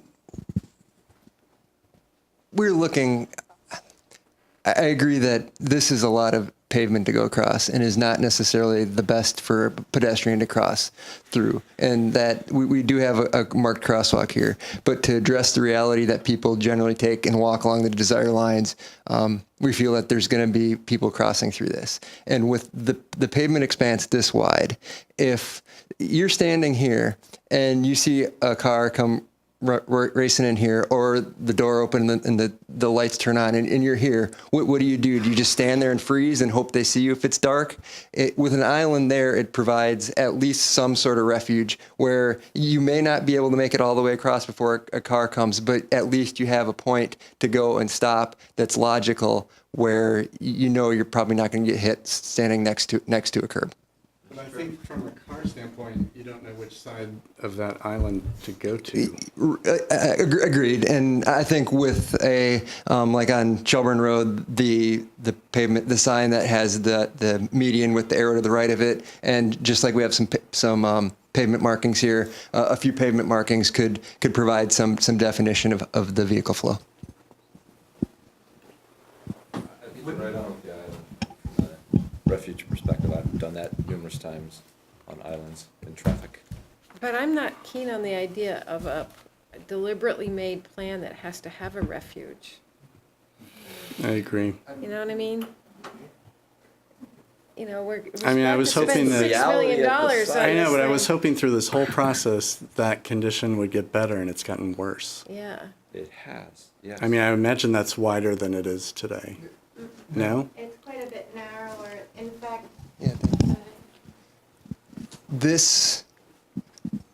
Currently, this is the edge of the curb, and there's no parking along here. So that's the edge of the existing island. So we'll be extending it's being made that much narrower there with head-in spots on that existing curb right there. Right, but And where is it on the pedestrian north? Traffic isn't being directed to go there.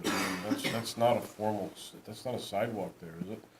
No, there's no. But I think currently there is parking up here, and the reality is that people are crossing without refuge from here all the way over to here. That is true. Yeah, the majority of people don't walk in the center there. They walk right down the middle of the parking lot. Either one side or the other. I've lived here for 25 years. I don't think I've ever walked through there, ever.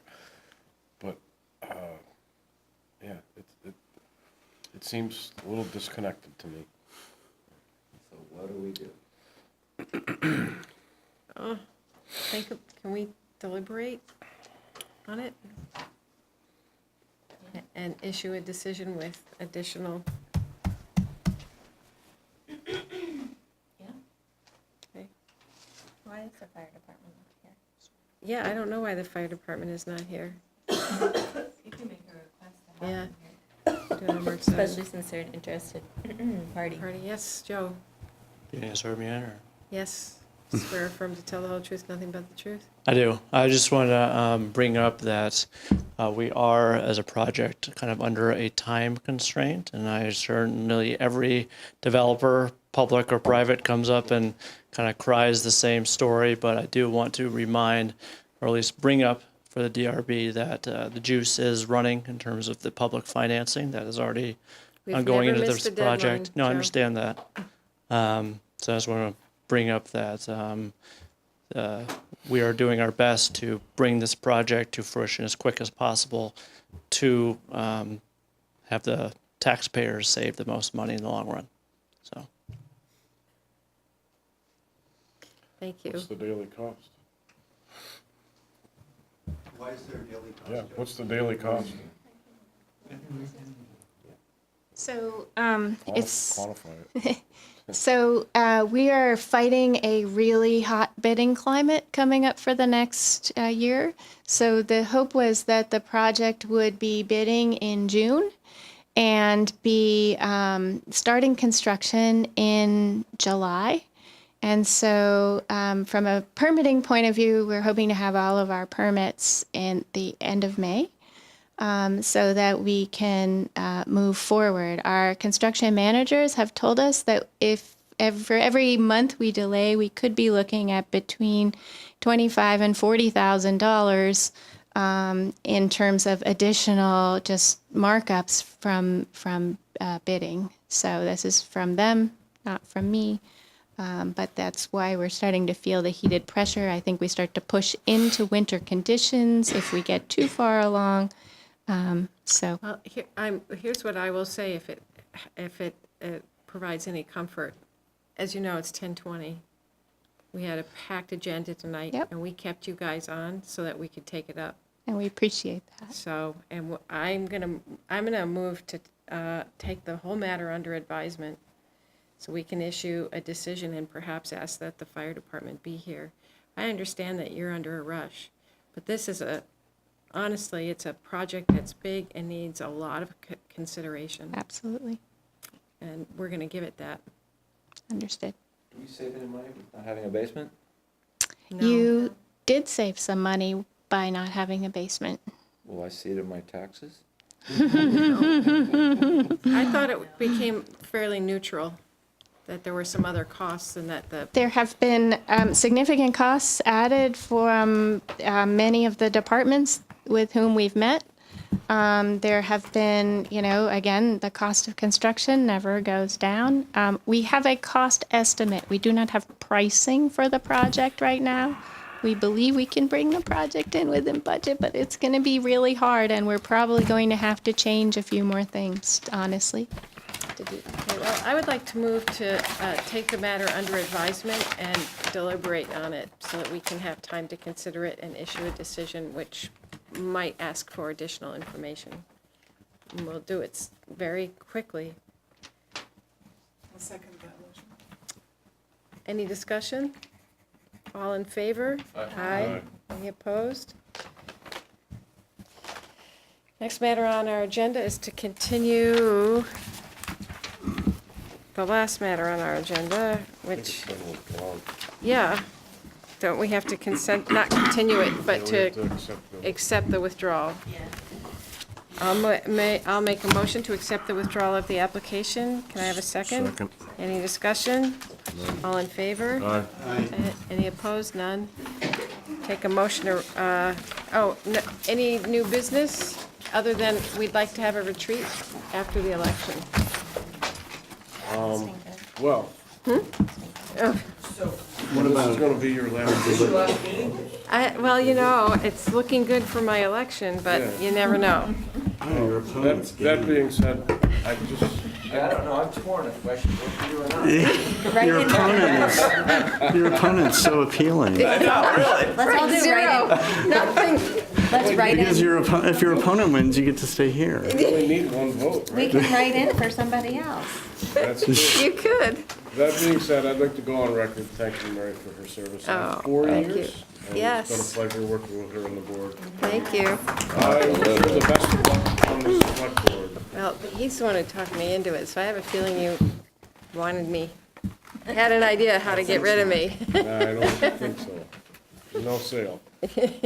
So you're gonna participate in our retreat after should. when you're on the select board? I think you should. So do we need to decide when we're meeting to?